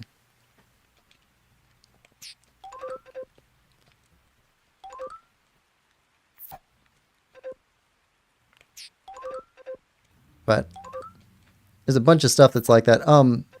If you like stories like that for other products that are not just food, there's a Malcolm Gladwell book. Oh, what is it? I forget what the book is called, but it includes other stories of things that weren't successful and then became successful through some weird happenstance. Febreze is a story like that. So Febreze was not an accident. They designed a product to eliminate odor, to actually kill the things that cause odors. And it was extremely good at doing that job. And they built it knowing that, people have stinky jobs. So like garbage men or people who like clean up after animals, like they get killed on the road, stuff like that. And so they thought like that's our market. That like smokers, and there's a bunch of other people like that they could sell that to.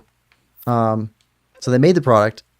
Basically it's a perfect product. It wasn't all that expensive. I mean, it was expensive to research, but not to make. So they had a good product. They could market at a good price, make a decent amount of profit. And then they sent out market research people. They gave away a bunch of samples to people that were in those type of situations, and they had them test it. And all the people said, it's fantastic. Like, it works great. And then they came back to them 6 months later and said, have you been using the product? And they said, no, I haven't been using it at all. And so what happens is people who are like that, who tend to use, who tend to work in those type of businesses or live those type of lives, don't notice their own scent as much as other people do. And so it became just not that big of a deal for them. And their market research team said, the problem is you didn't give them a job. Like, people need to know what the thing does and how it works and when it's done. And so they marketed it as they added scent back into it to make it smell like Febreze smells. And they said, this is the last step in laundry. So they turned it into a job to where the last thing that you do when you're doing laundry is you like iron your clothes or you fold them up and you put them away. And so if you've got like a blanket that you laundered or something like that, you spray it down with Febreze real quick and then you fold it up and then you put it away and it smells clean. And so now the smell of the Febreze additive is the thing that they're selling it on, not the fact that it actually kills the scent underneath of it. I don't know, it's very weird, but how people work. There's another story I don't know if it's in that book or in another book that I was reading about like cakes, like cake mixes that they sell in boxes. They could make them with everything that you need except for water. All you have to do is add water to it and you can make the cake. But people won't buy it that way. People have to add an egg. Like the very minimum, you have to add an egg to it in order to say that you cooked it, because people don't feel like they cooked something, or at least they didn't used to, if they didn't add something of their own to it. And so it was a product that didn't sell for a long time because people didn't feel like they had ownership over a cake that they got out of a box until they added that egg to it. Egg and oil, I think. A lot of research went into how to sell box cakes. And then Jell-O had a similar problem to where Jell-O was not selling at all. People had no idea how to use it, what it was for, anything. And then the Jell-O company came up with the idea of cookbooks. So they made a bunch of cookbooks that they basically gave away that included a bunch of recipes that included Jell-O in it. And with that, they made Jell-O popular because now people know how to use it, how to cook with it. I don't know. Market research is just fascinating stuff. Really cool stuff in there.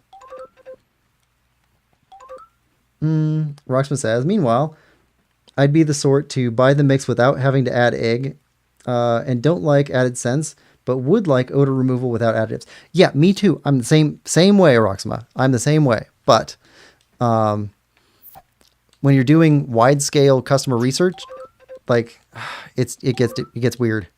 So, and then there's the difference between what people say they want and what they'll actually buy.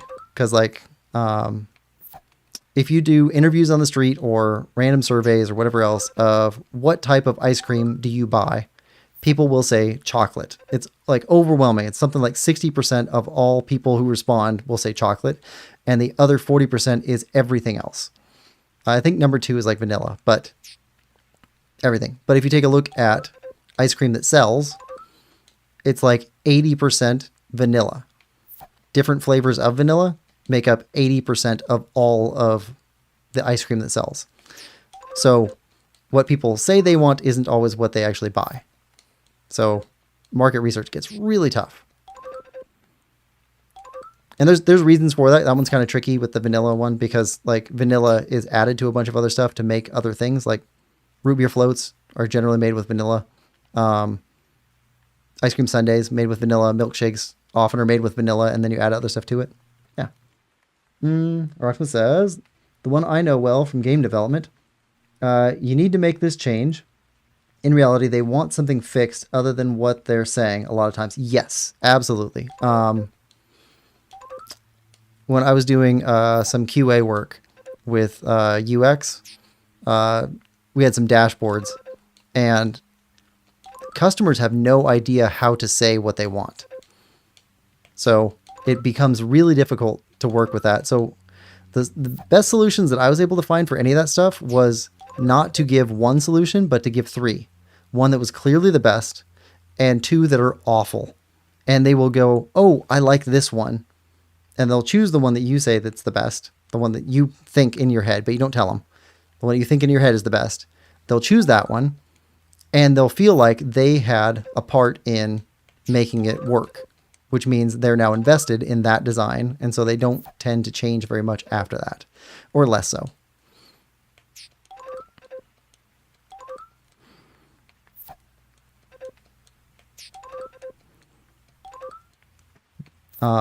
I would do that. Internally, I would use an A and B. Do people prefer A or B? And I would send that around, and then we'd get an overwhelming result and be like, okay, well, and then I would respond back to everybody. Okay, so overwhelmingly, this is the one that people were choosing. There were a couple people that said B, but most people said A. So we're going to go with A. So from now on, if anybody has any changes, suggest changes from A and not B. And that tended to get less changes over time. It helped me work. So.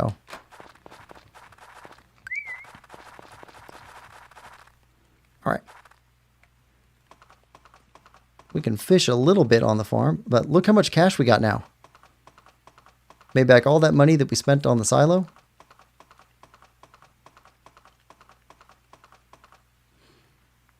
All right. Actually, we can trim a little bit.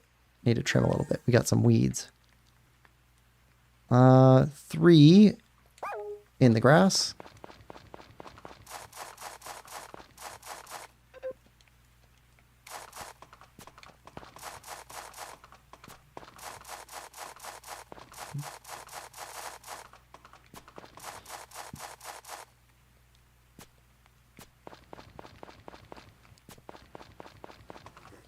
All right, this silo will be done in the next day or 2, so we can stockpile some of this grass.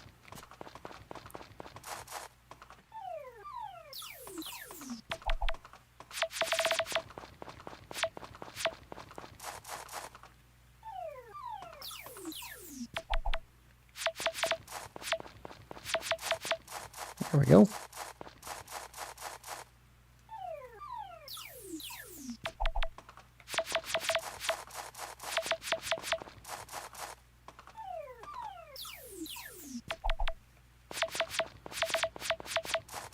All right.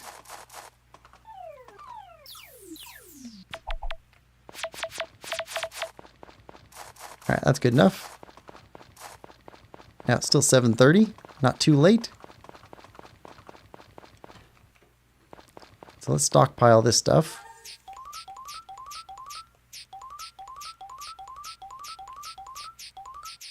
Keep some feed to hand for tomorrow. Put this away. And let's try out our new bathroom with the sauna. Take a bath.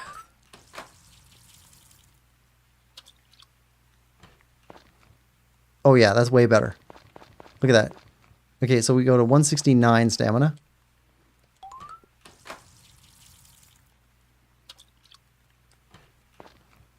$189. So it restores 20 stamina for 30 minutes. Which is probably about how long the hot springs take. But it also brings, yeah. Okay, that's good. Brings our fatigue back down.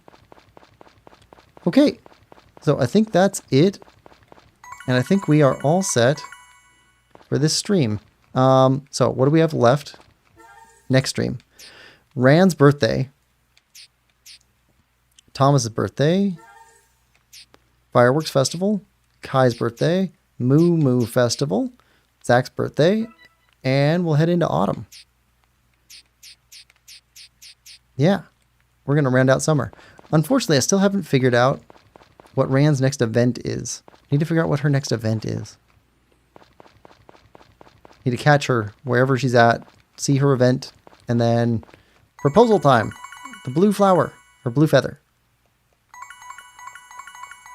But we'll have to try and work on that in our next session. Anyway, thanks everybody for coming. I hope you're enjoying this playthrough of Story of Seasons, Friends of Mineral Town, as much as I am. If you are, please like, share, subscribe, and comment. We'll see you next time. Bye-bye.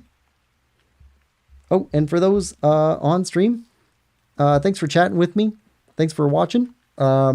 Next streams are, let's see, tomorrow we've got Kingdom Hearts, which might be the final one. Might be the final stream for Kingdom Hearts 1. Saturday, which is Tears of the Kingdom, we're doing more side questing and Korok hunting. And then Sunday, which will be the first stream, but the second part of Majora's Mask blind playthrough. The video for the first 2 hours that I did will show up on Saturday. So video for first part on Saturday, and then Sunday we'll do the stream. Anyway, thanks everybody. Roxma says bye. Bye, Roxma.